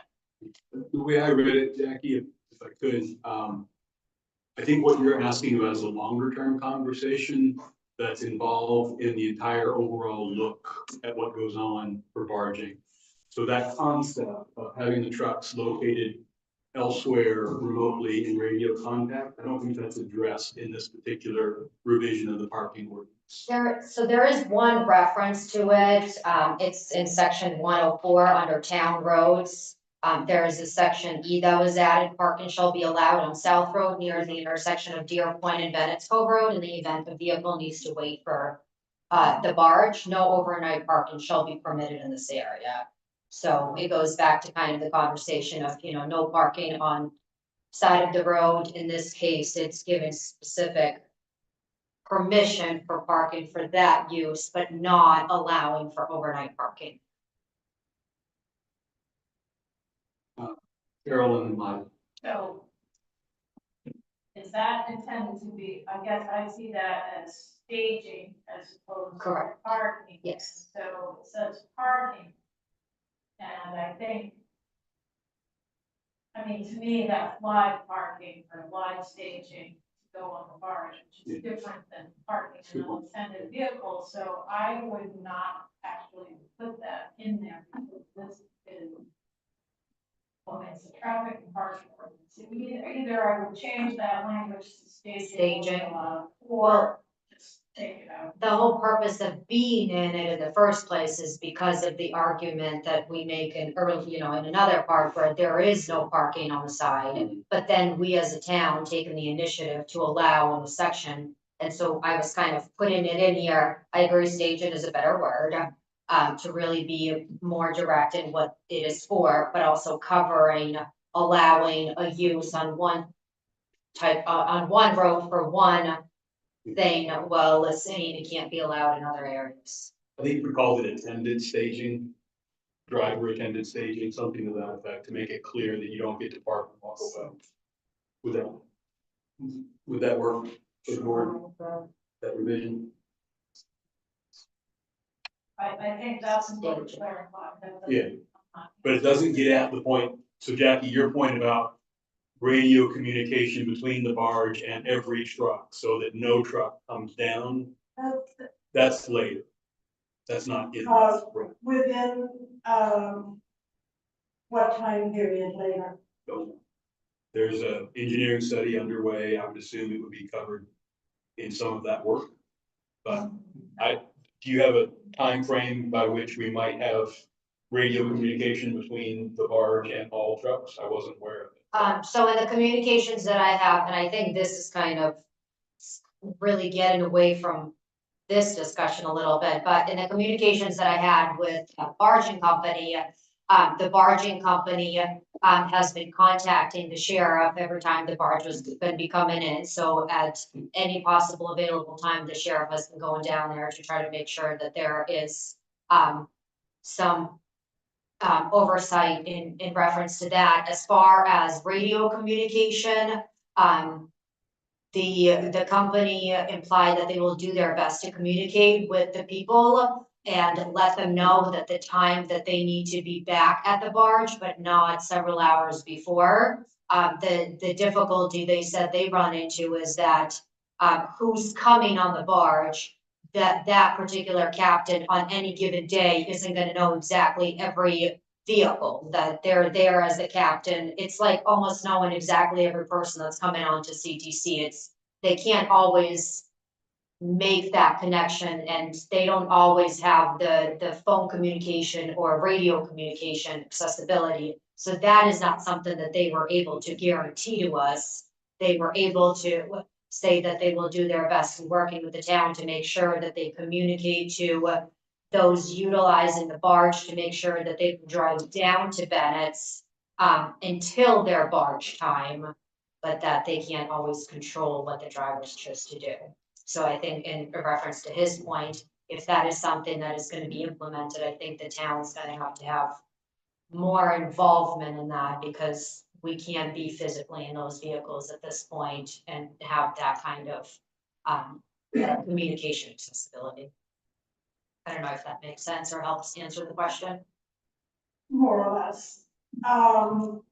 Yes, So I just want to make a point. We've already gone 10 minutes over on the side.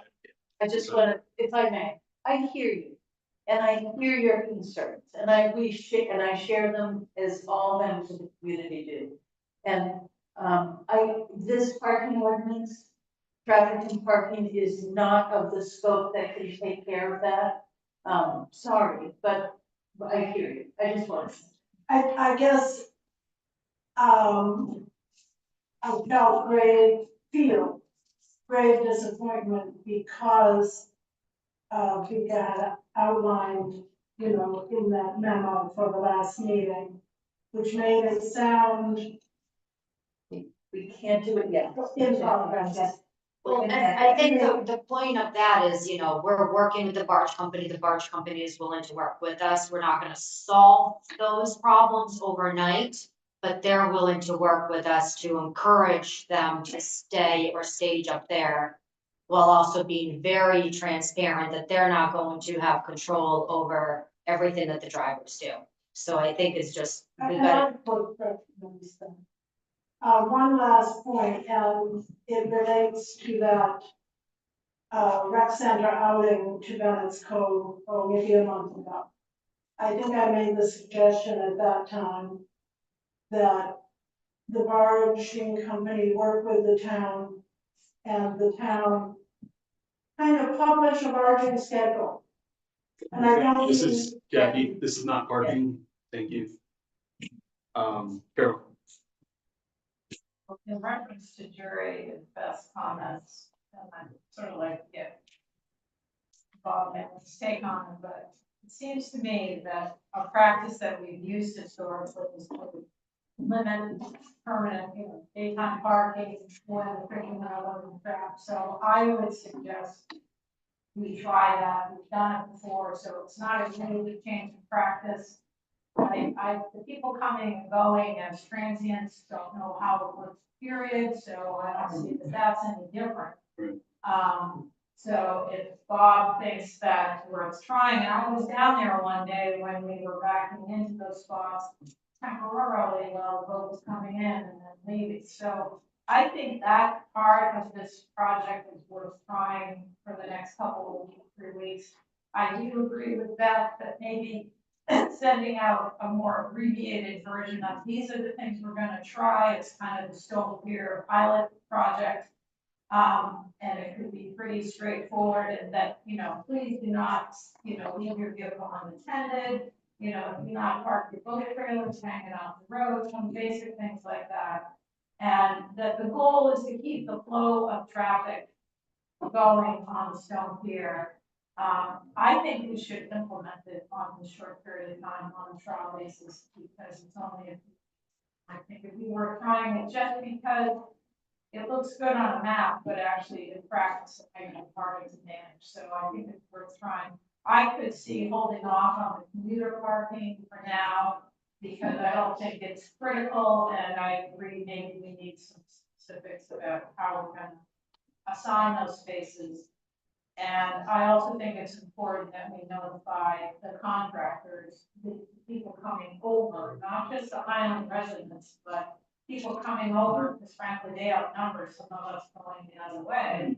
And their vehicles are some of the ones that are most problematic. So we need a mechanism to notify all those folks, and maybe it's on the boat, big thing, new parking plan. But I think this should be called a trial or pilot project, and a time frame should be assigned to it, like, now through whatever, August 30th, and try it. And then keep it simple, but try it and see what happens with the traffic flow. If Bob thinks that's doable. Give it a shot. Which specific elements of what's in the memo or in the revised ordinance? Are you proposing just the southwest row being kept from parking but being used for staging? I mean, you can ideally adopt the ordinance as is, while also being understanding and aware that things like the commuter part is not gonna be implemented, that it's, you know, and with the focus that if that's what you wanna focus on, that's what the focus would be. I agree with Carol, commercial, there's one specific item in here that was added specifically saying that there will be no overnight parking for commercial vehicles with trailers. So, And there's also no. and that all commercial vehicles shall be parked in parallel spaces on Stone Wharf. This is includes but not limited to large truck stands. And so in that small narrow space where you have a truck backed in, sticking, you know, parked sticking out, that area will not allow commercial sized vehicles. And so there's them knowing that is gonna be important.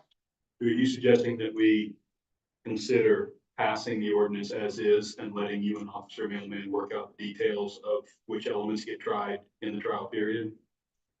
I think it's for the board to decide, but if you choose to pass it as it sits, obviously understand that I would be I've listened to what you said, that the focus would be on kind of the no parking zone, working with the commercial vehicles and making sure they know where they have to go. And then one of the last implementations would be the commuter part, which is probably more relative to the fall time when more commuters are gonna start using that.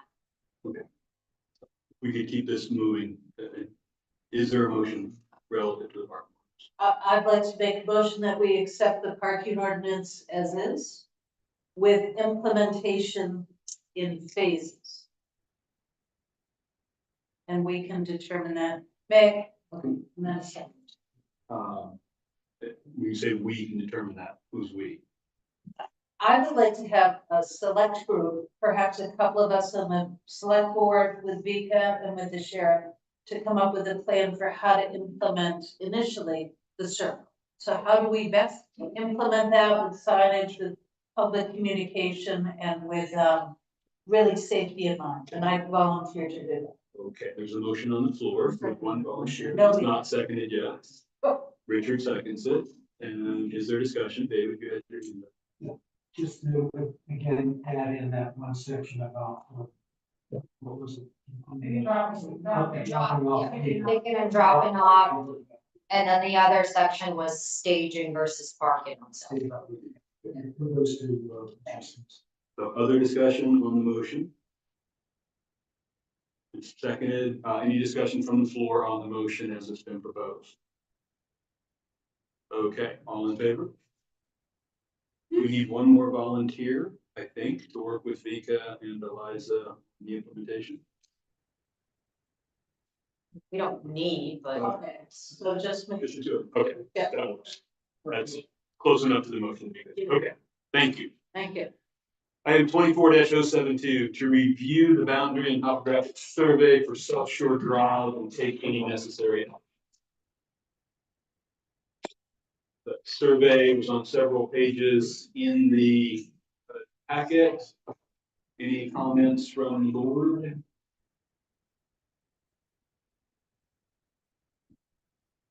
Can I make a couple Yes, of comments? Yes. So there is a memo in the back of the text that's kind of outlines very briefly what the process has been.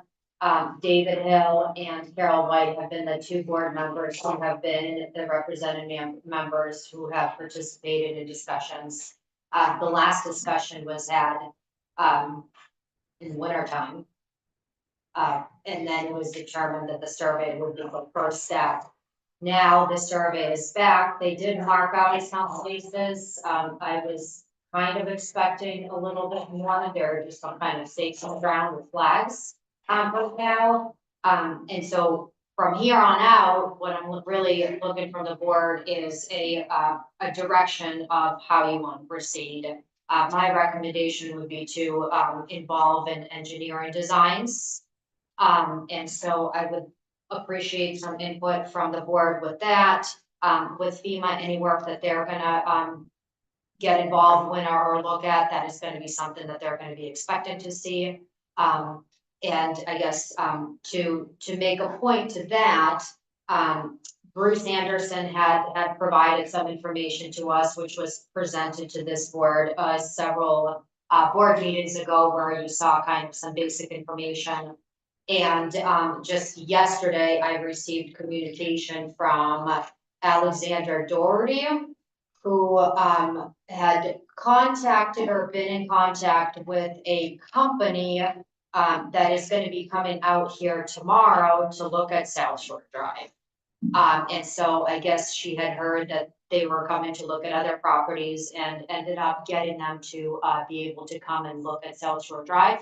I told her that, unless the board directs me or somebody else on the board to do so, that, there needs to be a consensus from the board to have a board, representation there. And so if the board is interested in having myself or somebody else attend that to see what they have to offer or say, by any means, I'd be happy to do though, but it's something that kind of just, came up. What was there any detail in what they were proposing that this engineer or whatever would look at? So, do you, I just, my name's Tom Cohen. I know we have a. Ron, can you come up here? yeah, Sorry.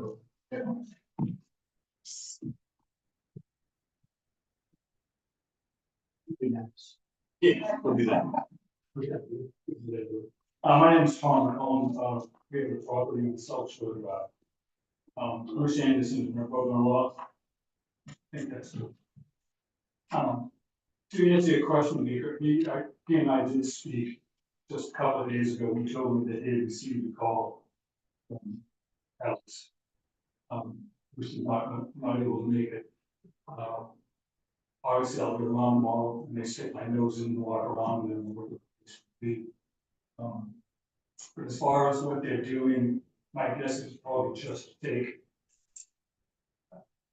feet on the ground to take a look at the banking, the cove of Junkins Road and see what's there and then make some type of proposal back to the targets. the company is called, Linkle Environmental Construction, and so, Corey Linkle is coming out with, Tim Forster from Flycatcher, who was here.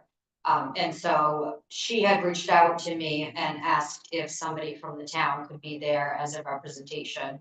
And so I said that I will mention the communication to the select board, but the select board has a process that they need to go through, and if the select board feels that it would be wise of a town to be there, then that will be the direction that is taken, but it's not a decision that I was able to make without the board knowing about it, which is why with this discussion. Set aside for a second and go back to the survey.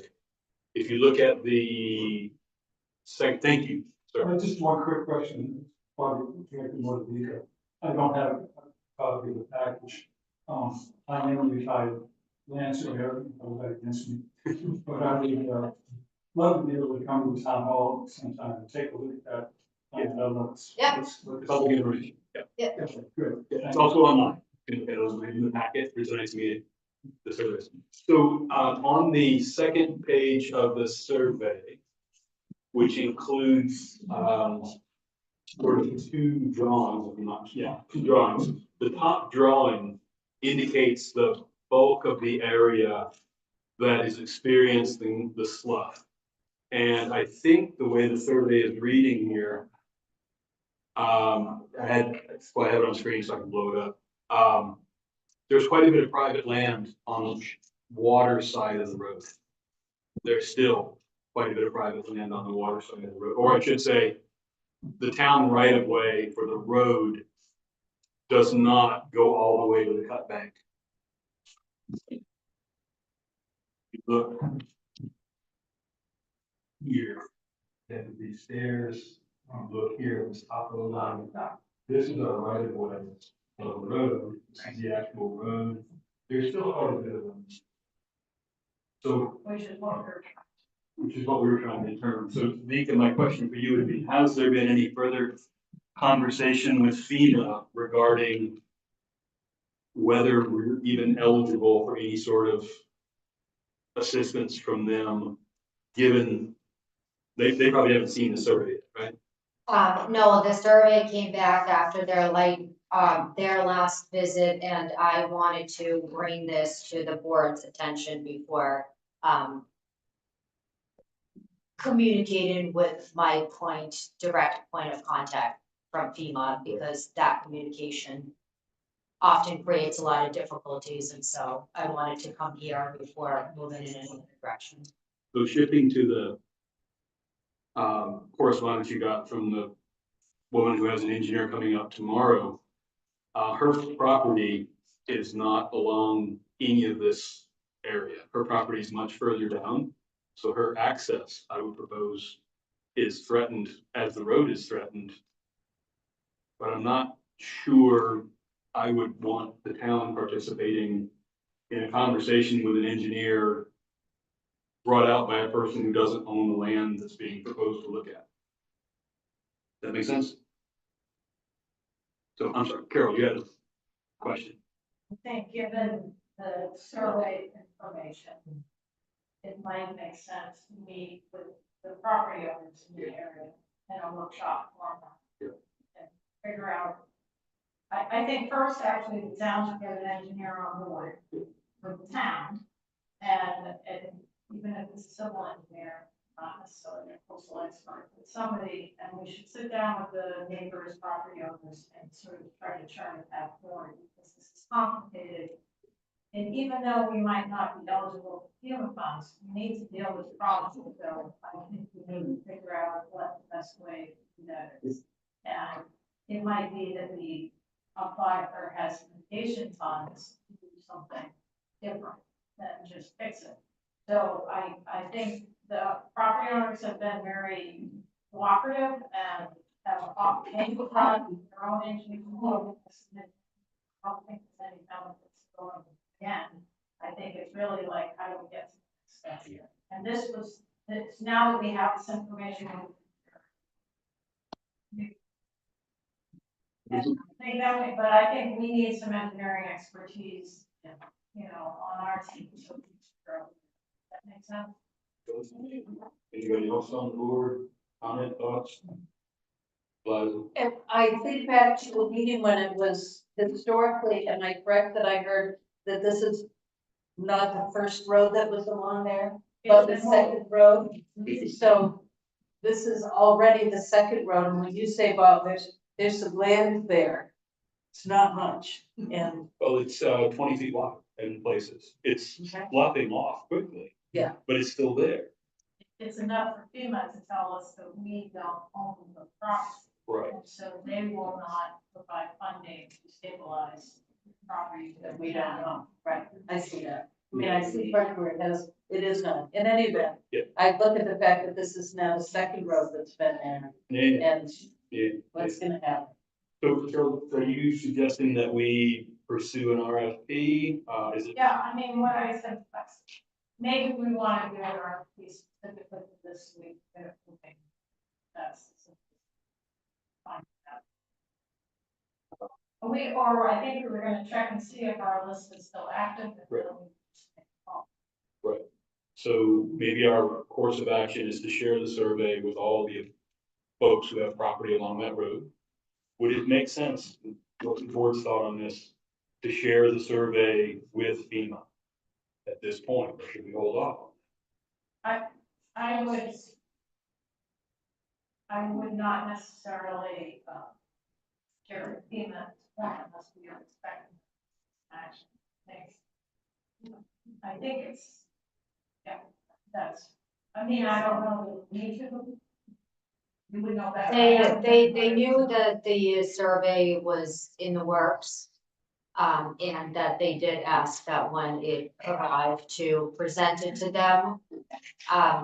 I think that you're right in terms of sharing it with the property owners. My position was the first thing that needed to happen was for it to come in front of the board and the board decide what the next steps would be. But I agree, I think the next step should be involve the residents and seek engineering studies. One of the things that FEMA, whether we think that they could play a contributing factor to this or not, they were very clear that they're gonna look to see that you've gone out to bid, and so I would strongly recommend that, whether we're confident or not that FEMA could be involved, to just take that step as a precaution in the case that there is mitigation or whatever the solution might be in the future, that we're still taking the appropriate steps. So would you suggest sharing the survey with you? I mean, they're gonna see it one way or another, so I think if we wait too long to share it, it almost just looks like we're trying to hold back something, so I think that there are some good resources there that could potentially have us some advice provided our way, but I think between sharing it with FEMA, talking to the residents and going out for an RFP, and Those three actions, sense of the board. Well, and maybe the meeting should with the residents. I mean, that might be practical. I would offer that it might depend on whom from FEMA. I would suggest MEMA over FEMA. So I will give that to you, so you guys have involved in them. It seems like we gotta get the ball moving forward here. And it would be good to do it sooner rather than later, because some residents may not.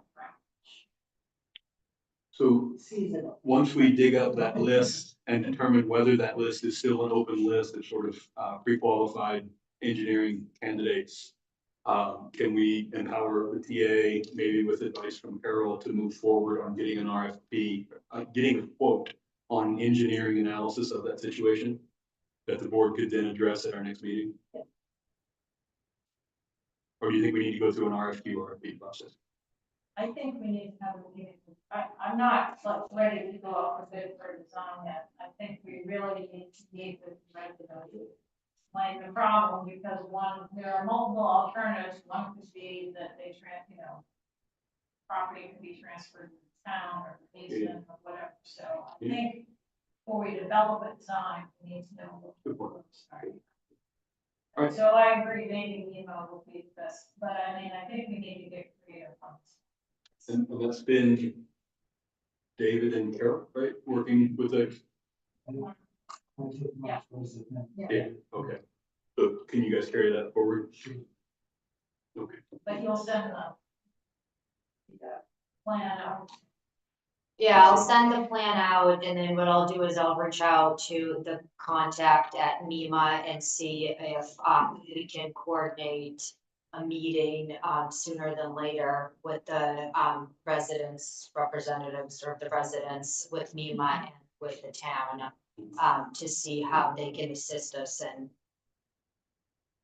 taking the next step, whatever that step might be. And we have a resident in the audience, and do you have any thoughts on that? Go back and just thoughts on. On that meeting? No worries. Since you're the closest to the ocean. Easier target. Yes, go ahead. The question was, do I have any thoughts on this information going out to FEMA? No, do you think meeting with the residents on the road, the next step being that the town and potentially FEMA shares this information with the residents and have a meeting? I think that's all we really ever want, was to make sure, and to be sure in our own minds, that the town is fully cognizant of what is going on there, to the severity that's happened and the suddenness of it's happened. We all know that over time, my lifetime here, which is over 70 years, I've seen a tremendous change. But it's all happened quickly in the past year and a half, 2 years or so. And that Dick, if I can speak for them, put the words in their mouth, is concern is access to their property. So we're fully cognizant of the fact that ownership goes beyond the travel way. Some of it goes to the low water, that doesn't even go to the water because of the way the deeds are written. But, we just want to be aware, anyone to be aware that they're sitting down there going, Holy mackerel. And that, you know, we want to make sure that our neighborhood is aware of that also. And, you know, concerned to be able to get back and forth to the province, so share information to the people there, absolutely. You know, I think that's a positive step, because I think that was our first concern, is that where do we stand, where's the town stand, and we're all seeing this the same way. Thank you. So question. Our second meeting, thank you. Our second meeting in August, was, we last discussed it, decided that we would have that be a meeting, but that we would focus on workshop and discussion kind of things. Is it possible that this discussion should happen in a workshop fashion with the community and the rest of the board? Or is this first conversation best handled with two representatives at Vika and the homeowners? That's it, that's. Okay. I think we owe it to the residents to not have it be a full, yeah, and just kind of start there and then move forward to the discussions. I did want to make a motion that we pay this bill, so I'd like to make a motion that we authorize the town administrator to pay Owen Haskell $4,000 for the boundary topographic survey for South Shore Drive and reserve account 9050. Second by David, motion by Carol, discussion, all in favor? Thank you. Thank you. Okay, thank you very much. Moving on, item 24073, to hear an update on the Hook Road parking improvement, to discuss the work to be completed and to take any necessary action. With a copy of a drawing in the packet that was back and forth several times between Mr. Ballard and the butters and the two board members who were working with them.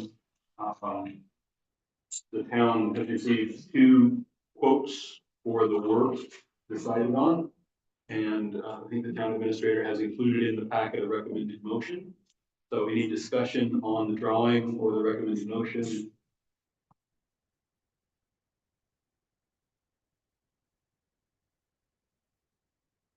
But it includes 2 parking spaces to the north of the driveway into the home formerly owned by Sam and Sally Ballard. 2 parking spaces to the south of that driveway, a drop-off bicycle parking and redirected path area just to the south of those 2 spots, designed to channel traffic, foot traffic, bicycles, and drop-off traffic away from the chained gate so that folks still have access to it. Carol. Because on the parking closest to the bottom here, there's sort of the red outline boxes, solid boxes, so I wasn't sure what the parking. It's the final revision should have dropped off this over. We did it safely away from it. Okay, and then, okay. That's, and this is acceptable to the property, you know, the. Yeah. They're on board with this one. This final version of the draft drawing came from them, actually. So for a brief little background, this drawing did come to the board at one point. The board approved it, then it went back to Indian Island, and then they agreed upon it. And now it's come back to you because there is a contract interested in doing the work, but I need the authorization to pay for it, to hire them. Sure. So then. No more discussion. I'll make a motion that we authorize town administrator to hire and pay a contract to Brown for the work associated with the parking on the road. The funds will come from the reserve account 9195 storm damage repair and restoration and will not exceed 19,500. Motion on the floor, is there a second? Second by Eliza. Discussion? I have a question. So this is just addressing these 4 spaces, and as far as overflow parking going anywhere else around. The town, not in this proposal, but the town will likely put up some signage up on the straight portion of the road further to the north saying overflow park. But that wouldn't involve any construction, that would just involve signage. Carol? I just want to thank Bob and everybody else who worked on this, especially Bob. And I look forward to seeing the parking kind of differentiated this. That parking other places. Other comments from the board? Comments from the public? Ed?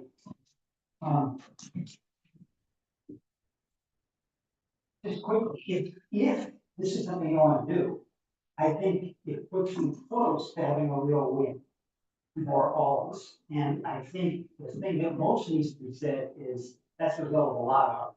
I think the first conversation that I participated in with this select board was in May of last year. And Nick had done a lot of work, Bob's done a lot of work, others have done a lot of work.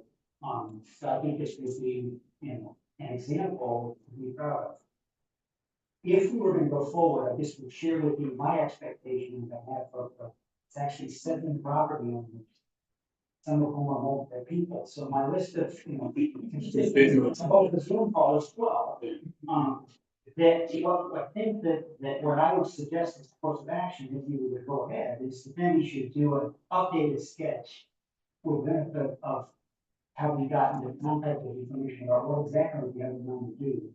And translate, the green block is sort of notional in terms of how big exactly is the orange line, those need to be made more clear. And then staked on the ground so that, we can see them. And then, I think that gives everybody a chance to sanity check. What's it gonna do to the drainage? What's it gonna do to the walking? What's it gonna do to the site himself, the right of way?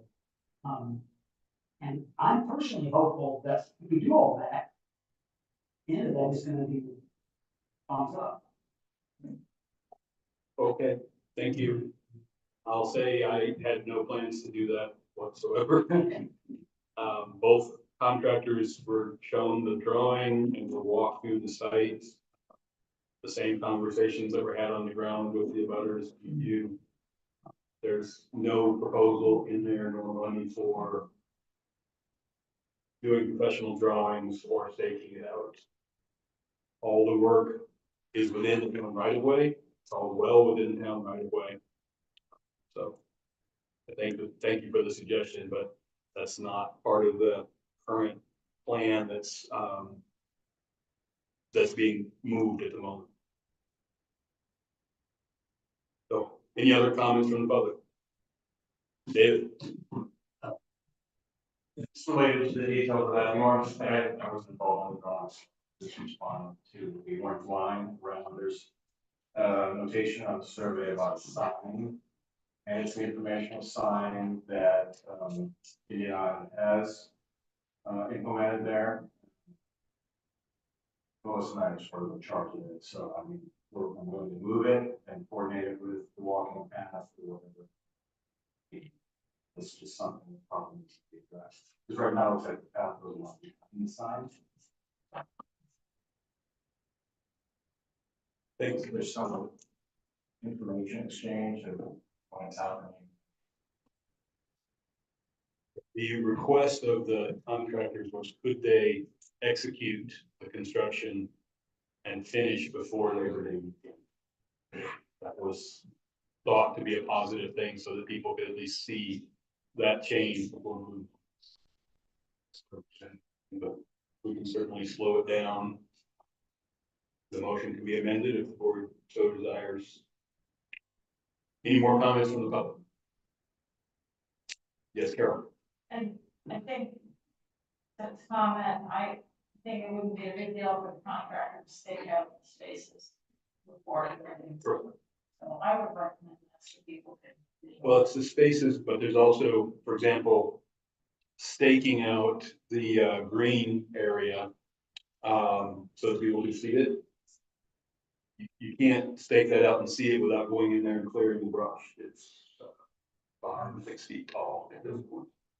So I guess you could hack a path in to stake it out, but it's It's not just staking out the parking spots, but yes, And is there any permitting required for this? there would need to be a conversation with the code officer to ask that question. Is your expectation that permit required? I don't think so. It's road work within the town right of way. Because you. I agree, and that would be, once again, if the board were to proceed, the first discussion I would have is with the code enforcement officer. And then make sure that any of that information is relayed to the contractor, and then the contractor can connect on any details following after. If there's an extension of a culvert that goes under the road currently and terminates, as you're looking at the green box toward the bottom of your page, and part of the bid includes extending that culvert and covering it up with gravel, to create that green bicycle parking area, drop off area. So whether that required any permitting, I don't think so, because it's not in the shoreland, but that would be a conversation for Beacon contractor. And he knows generally of the project, but I guess my question is, what is this about? Is this what the contractor is operating off of? And are we sure we're gonna get the product that we expect? I mean, I guess I wasn't clear what it was myself, so I had a 45-minute to an hour conversation with each of the two contractors, walked around. Draw, which is the final drawing we got from the landowner side of the equation. But it's not scaled. It's not an engineered drawing. It's also not a very complicated project, but to Ted's point, it might need a different approach. yeah, I just want to be sure that as the town hiring a contractor, we have an agreement that will end up with the proper work product. That's all. I have confidence. Okay.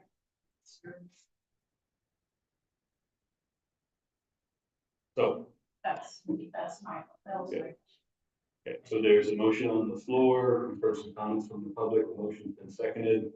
Any other discussion from the board? All in favor of the motion?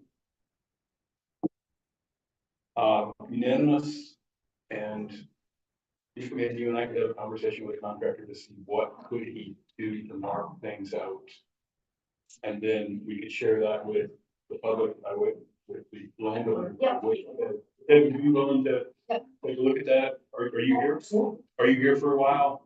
Back and forth, I can't be here. We'll be in touch with you. Okay, if we could maybe go down there with you and Mika and Stu, you and me and Stu, something like that, and figure out how could we stake it out without surveyors and engineers. Would that sound good? Great. Yes. Can I just say thank you, because this is our book of the future. And it's ready to go see. That gives us all ready access. Thank you. Okay. Thanks, everybody. Next item, 24074, to review the proposed format for the newly formed finance committee and take any necessary action. Detailed proposal prepared by Mr. Main graciously to design the work of the first year of the finance committee. Everybody got a chance to read through it. Any comments from the board? Suggestions, motions? Carol? David, because it's a little weird, draft ordinance. Got like a property. Yes. So I'm a little. More inclined to have the committee charge and then have them follow the guidelines, but I guess you probably have to. So I reached out to her to see how he could assist me in making sure that I understood the charge based off of the work that they did and the recommendation that they had proposed to the board to move forward with the committee. And sure and behold, he came with this typed up document. And so initially I was kind of a little opposed to it just because it is detailed and it's basically presented in ordinance. And then I heard his explanation. He did say that the town has treated this with a couple other ordinances early in the years of being a town. And it was successful in the way that, rather than starting with a charge and then developing an ordinance, what you have is you have a draft guideline that could look like an ordinance. And so the idea is the board would take this guide and spend the next year working off of it, but also looking at it in terms of how it could be improved and things that could be implemented, and then bring a better drafted proposal or adjusted proposal back to the board for the town meeting to have an actual ordinance. And so once that was explained, I was in very much support of that.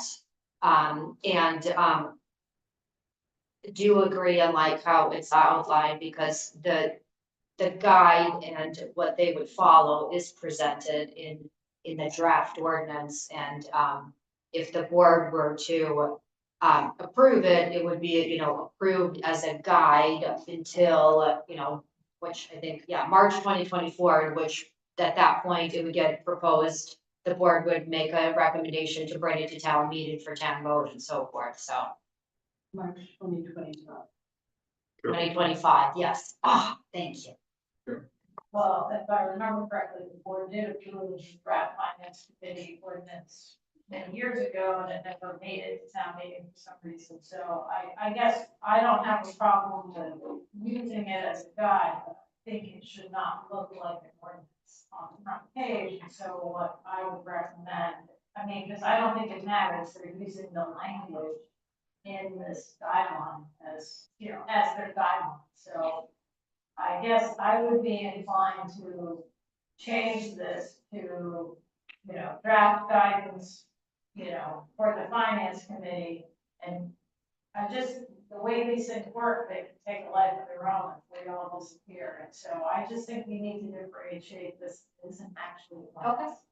And so, and I would, you know, add that to, you know, draft guidelines, that's all. I just think it needs to be clear that it's a guideline and that it's not actually an ordinance. Because we haven't adopted it as now. For the motions, yeah. I know, but it doesn't, the actual document. Document, let's see. Looks pretty official. Can we empower the town administrator to change the language of the draft document? Yeah, just so that it's clear as guidance. Does that make sense? Yep. Is that a motion? I'll make a motion to adopt the draft finance committee ordinance to be used as a guide for the finance committee until March 2025. And with appropriate revisions to the title to reflect that position. Thanks, David. Is there a second? Second by Richard. Discussion from the board? Any discussion from the public? Seeing none, all in favor? Unanimous? Okay, moving on. Other business, anybody? I have a couple items. Vika, anything?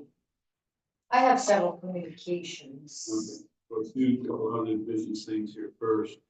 We've talked, I think individually, probably, well, not a big group. We've all talked about kind of come up with a way to take a look at all the iron we have in the fire. It is cold. Yeah. It really is. Yeah, to spend some quality time, looking at all the things in front of us and prioritizing, knowing that we can't walk away from an emergency when it drops into our laps, but still, how do we prioritize the things that are in front of us in terms of looking for money for different things, in terms of working on different things? So does anybody have any ideas on how we might structure it? Or at one point, a couple years ago, there was a proposal that the select board have a work session just to talk about prioritization. Yeah, I know, Bill, That was only a year ago. It's just like ways to raise funds. No, it's looking at all, so stone pier, barging, public works, all the different topics that we need to work on. How do we prioritize this stuff? And at the time, I think we were going to actually, schedule like a Saturday, 2/3 or all day session. I think we were gonna grab a meeting room, there's gonna be a bush neck and have it be a team building kind of thing as well, but mostly focused on the. That didn't happen at the time, but careful. I think that would be a worthwhile initiative, so that, agree of day. I think it needs a little pre-work so that it's productive, so I think we really have to maybe identify all the different issues we have facing us. And, you know, at least get a list and then maybe a status, and I think we help us, you know, in a meeting like that, then, you know, there's sort of the priority in terms of our time, priority in terms of our finance. Maybe it deserves somebody, you know, it might be good to have an experienced person like, somebody who has a lot of experience in, say, capital planning. To help us. I don't think it's a niche kind of. One suggestion was that each of us bring our list of priorities and that we collate them as a way to get that conversation going. Another approach along the lines of what you're saying is maybe to submit those out front to Vika and then you can collate them. Well, the younger generation does Google Doc and they all compile the Google Doc in real time and then it's just done. Is this something we could target for September? Do you think on a Saturday? Yes, I'd love to have this happen, and that was a big question I had for you, Bob, was like, so what are our priorities? Yeah. So, but one of my questions is, each of us has ideas of what those priorities are. And perhaps how we would do it, but I'd like to have input from the community about what the community sees as the issues, and that would help us to prioritize it as well. So that makes it a multi-step. If we did a survey that says, here's a list, what do you want to add? How would you prioritize it? I would like to be driven by what the community has to say, as well, and I love to insert. Yeah. So a couple of years ago, when we did the stonework discussion, the company that, who was it? There was a woman, a consultant, who kind of worked through this process, and we did a community outreach and things like that.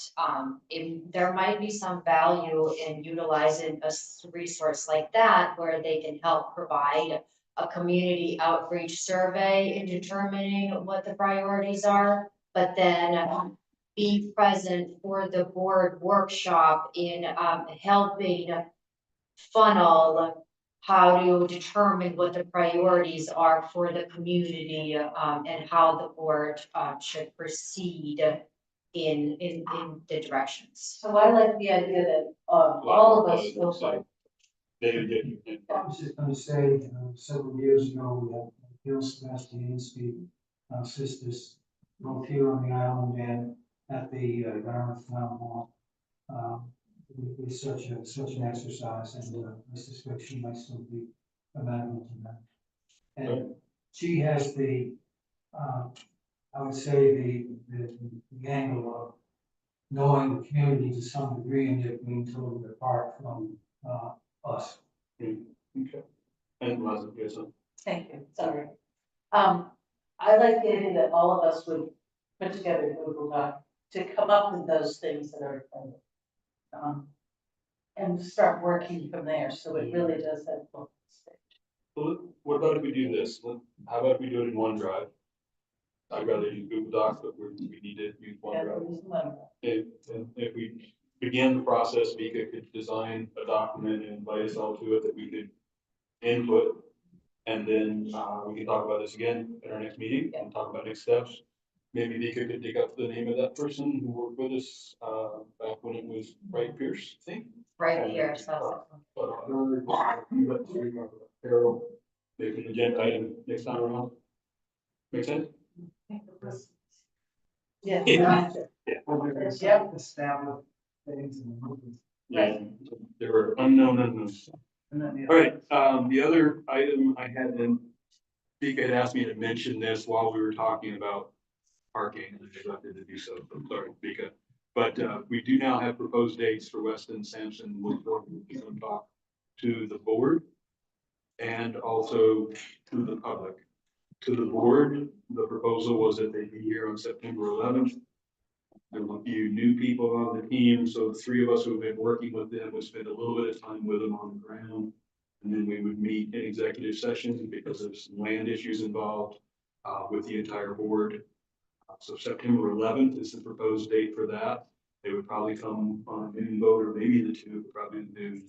And maybe be the executive session at like 4 to 6 or 3 to 5, something like that. They know what we can get in the schedule. Our pressure is gonna be to want to push things later in the day because of work schedules and all. Their pressure is gonna be to get back to Massachusetts or wherever they live. What is this group? Weston Sampson? Weston Sampson and Woods Hole Group are the consultants that have been working on the conceptual designs for the stone, sea level rise, stone wall parking. Yeah, I think the primary thing they were helping determine those elevation, that was, yeah, Woods Hole Group. and so that's. Yep. And there's a lot of detail that goes into picking an elevation, for example. Do we need access to the stone pier when there's water on top of it? If it's during a hurricane, probably not many people are commuting, but we still need emergencies. Probably kids aren't going to school, but we still need breakfast. So those kind of conversations we dig into. So is everybody okay with moving forward with September 11th? And then for the public workshop, and this is all still being discussed. We believe this is all within the scope of the current contract. They would come back on either September 24 or September 25 for a public workshop. And no timing for those dates have been discussed yet. Kind of open to the board for input on what time of day that should be. So they're proposing that Tuesday or that Wednesday, start at 4 and go to 6, or start at 6 and go to 8? What works best, do you think, for a public conversation? So what was the date again? September 24 or 25? Yes. Say again? I was just gonna say, the date is still open. One of those. One of those 2 days, yeah. I think 6 PM because we want everybody to have access. Yeah. And do people have a preference? Does 6 PM work for everybody? Is that logical? And then preference 24th versus 25th? Get her done. Thanks, Bob. Explain it real quick. Which day of the week is? Tuesday is the 24th, Wednesday the 25th. No, but on September 11th, since I'm probably the only one that mess up the daytime meeting, I mean, I'll try to be available. Is that what you're thinking? Yeah. And if I can't make it, then we should still. So 6 PM on the 24th. And let's just say needing them from noon to 6 or 2 to 6, depending on the agenda on the 11th. Is that going to be what's the format of that meeting on September? So the first couple of hours would be getting them up to speed from our viewpoint, given that they've got some new members, and getting us up to speed from their viewpoint with the 3 of us that have been working with them. So it's not a big meeting. And then having a meeting, but executive session with the entire board. That's the agenda. And are we expecting anything from them before that meeting?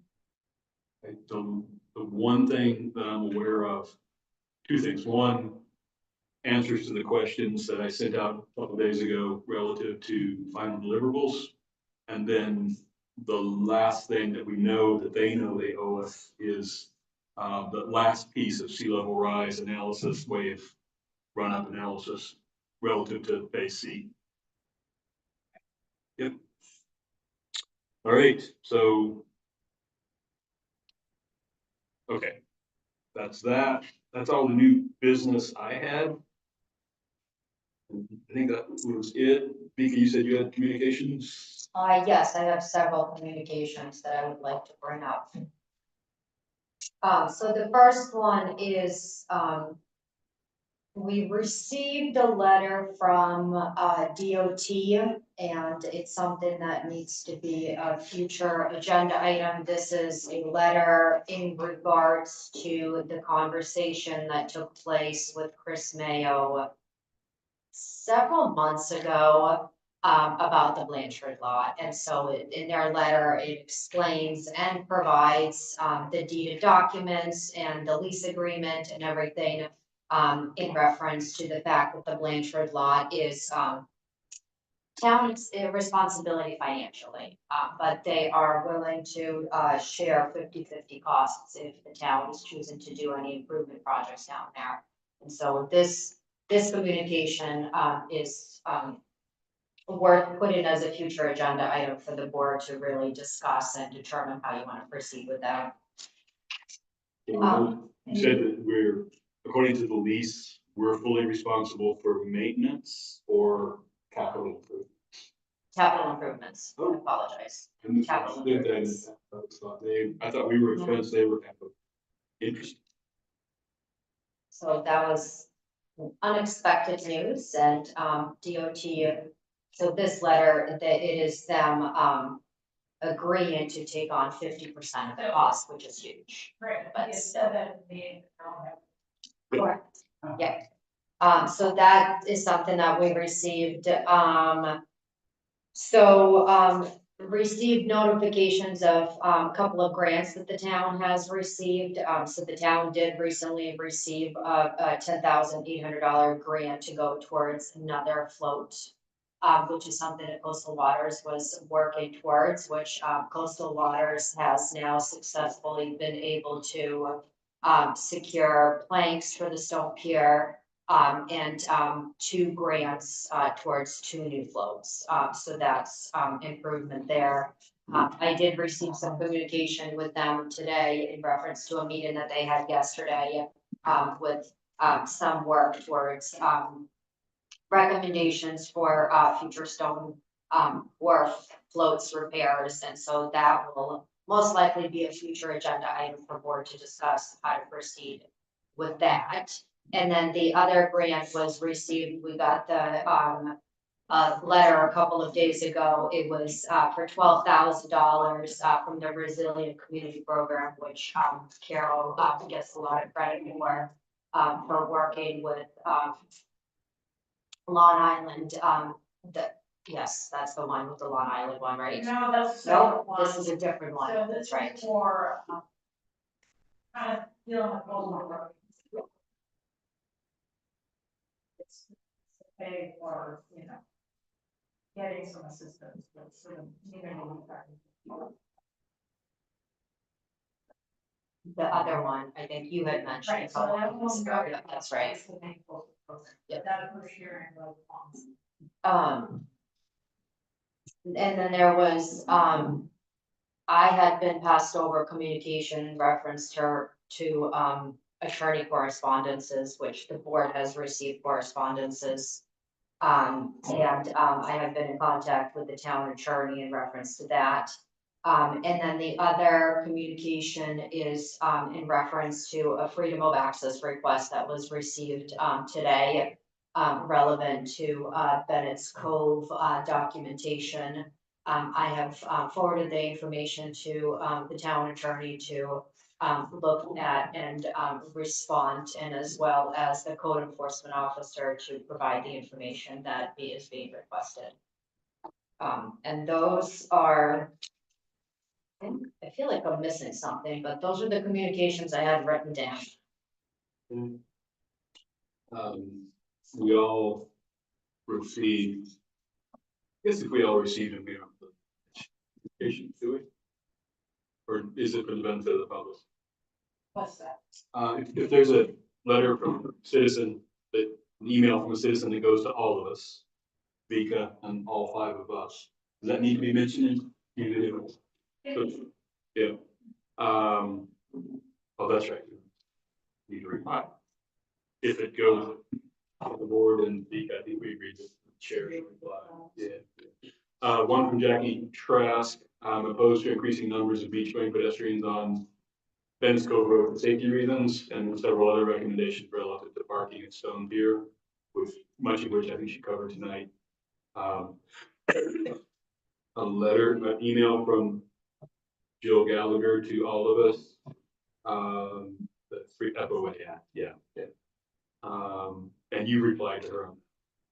I don't need to reply to her on that one. I think when you were referring to the legal communications, you were referring to the Cottage Road situation? Yes. Okay, everybody's been talking about all of that. What's that?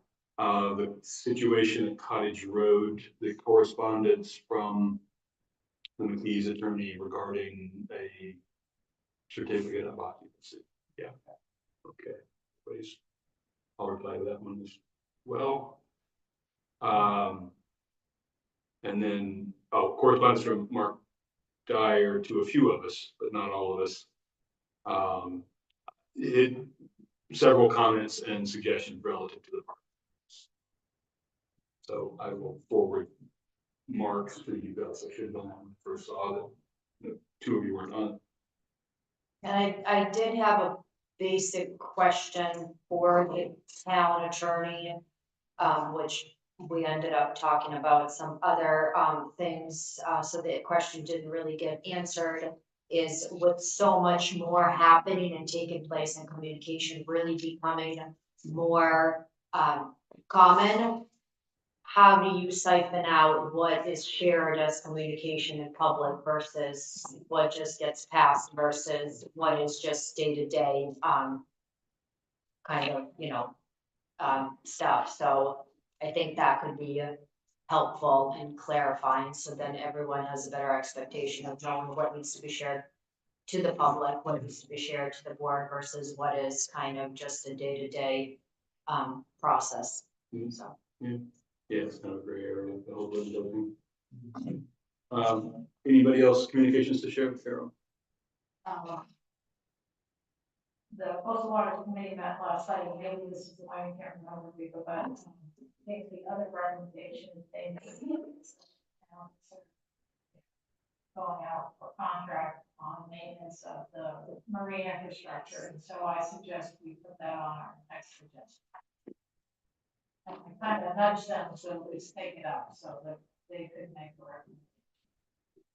So if they think that's a good idea, we should move forward with that, and, at some point, we do have to discuss public works in the same manner. So, I don't know, it's up to you guys if you want to add that to this. Leave that to you, Bob, but I think, at least the marine infrastructure, I think it's. And to that end, that's one. And David. Vika, you sent out a memo this morning with 30 missing few items that are supposed to be talked about tonight? Or? So a lot of that was really for you to know ahead of time, and a lot of it was going to be shared in executive session. Which we'll probably need at our next meeting. Well, we have it scheduled for tonight. We only got to decide one. Oh, I didn't get the other stuff. Okay. Oh, right. What was on the packet didn't want to tell us. What was on the packet? I looked twice. Really? Exercise. The packets are on. So here's the time tonight. Yeah. Okay. Is this posted on the website? I guess that's Town. We're all gonna look. surprise. Well, I kept wondering why you sent that out today. I looked at this over and over. That probably explains the confusion.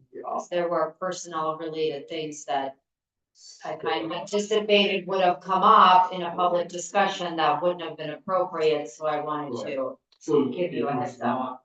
I'm looking at the packet/final one. Did you look at the agenda? Look on the town website, agenda. Oh, Because the packet does not include the agenda. The packet is the packet. Look at the agenda on the town website. If that agenda is too. it includes the agenda this. Oh, did it? Yeah, which one? But it might be separate on the website. That's what I'm. Check. Yeah. Well, let's do it. Yeah, okay. Who can get it first? Board of Selectmen agenda. It is on the Board of Selectmen agenda, on Board of Selectmen agenda. And it is posted double-sided around the end. Yeah, okay. Yeah. So, thanks, Pam.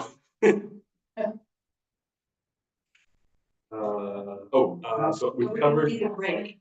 we have a reg, Uh-huh. okay. Well, once you go into finish executive, the- yeah, you gotta finish a few other things, communications, yeah, and then when you Finish go the into things, we'll take a quick break. So the few things we need to finish up are, is that all for communication? Okay, to approve the minutes from July 17, 2024. So moved. Moved by David, second by Eliza, discussion? All in favor? Unanimous, thank you. And items to be placed on a future agenda. Emergency, what I have written down is discuss and take any necessary action on the following items: emergency coordinator position, public safety building workshop, public workshop, the priorities conversation, DOT Blanchard conversation that came out of correspondence with Vika. Our next agenda, go out for contract on main submarine infrastructure and consider, Bob and Vika will consider when to talk about all the things he's trying to make happen with public works and where we are with hiring, all that kind of stuff. That's all I had for And I want future to agenda hear items. about the outcome of the meeting on people on South Shore. Right. Results of South Shore Drive conversation. Well, Good. we get it. I'm not sure. That's probably not till, But it's on a future agenda, it may not be the next one. yeah.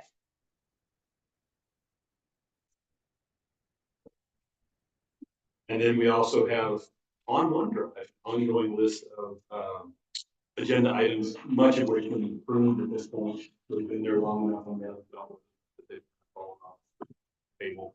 But, that's, I think anybody can look at the agenda, right? If So- OneDrive works. Herb has so graciously volunteered, I think after a little arm twisting, to help organize it for us. And I think he has a better understanding of the issues now, and so I'm hopeful that with that assistance, we will be in a far better position to have things in one place. And then moving forward, have much better accessibility. And it's like the cool kids only with OneDrive instead of Google. So, so we've, I just wanted to add that in the past, at some point, and I don't mean right now, maybe in the fall, it would be nice to hear some of the committees, like where they're at, what they're doing, who's on the committee. And I don't think that's really David's job. I think they need some representative of the committee to come to the select board meeting and kind of give them an update. And I think we should allocate some time for that, because we have some committees that are pretty functional, like the facility committee going gangbusters, and even, we've also got the planning board and the board of appeals that are pretty understaffed or whatever, so I kind of would, it'd be good to get a handle on where it's at. And that should happen before we have a workshop on priority. Potentially, you're probably right, and Before we were budget. sitting here tonight, I'm thinking that the priorities workshop should happen after we start meeting about the stone pier, because that's gonna be big ticket item, so, maybe that's being pushed out towards the end. big ticket, turn of time, big ticket. Yeah, well, I just think we need to be, particularly the new board members, need to be up to speed on that. Yeah, and, so that's all that I have to say from a list of, agenda items, but please, if something comes up in between meetings and you think, oh, on the agenda by the Thursday morning before a Wednesday meeting, we're deep into trying to finalize the agenda for Wednesday, so we can get it published and all that kind of thing. If you have suggestions, let me know. And we can put it on the list. I think that closes the meeting. So is there a motion to adjourn the regular meeting? Or I guess we- Motion to enter executive. Yes, is there a motion to enter the executive session? According, Can you, spell it out. Oh, I We don't have. don't have it. Yeah. I don't- oh, for someone It's not a reason I moved to do executives. one MRSA 6A personnel matters. Review committee appointments. So, is there a second? Is there a second? Second by Richard, all in favor? We are now in executive session with a break before if people need it. No? Yeah, I do. But wait, wasn't there something about, I wanna be in the paper bag. Is there any good guy? Yeah. I thought there was something in there that I wanted some of the board to be. There was, that didn't come up during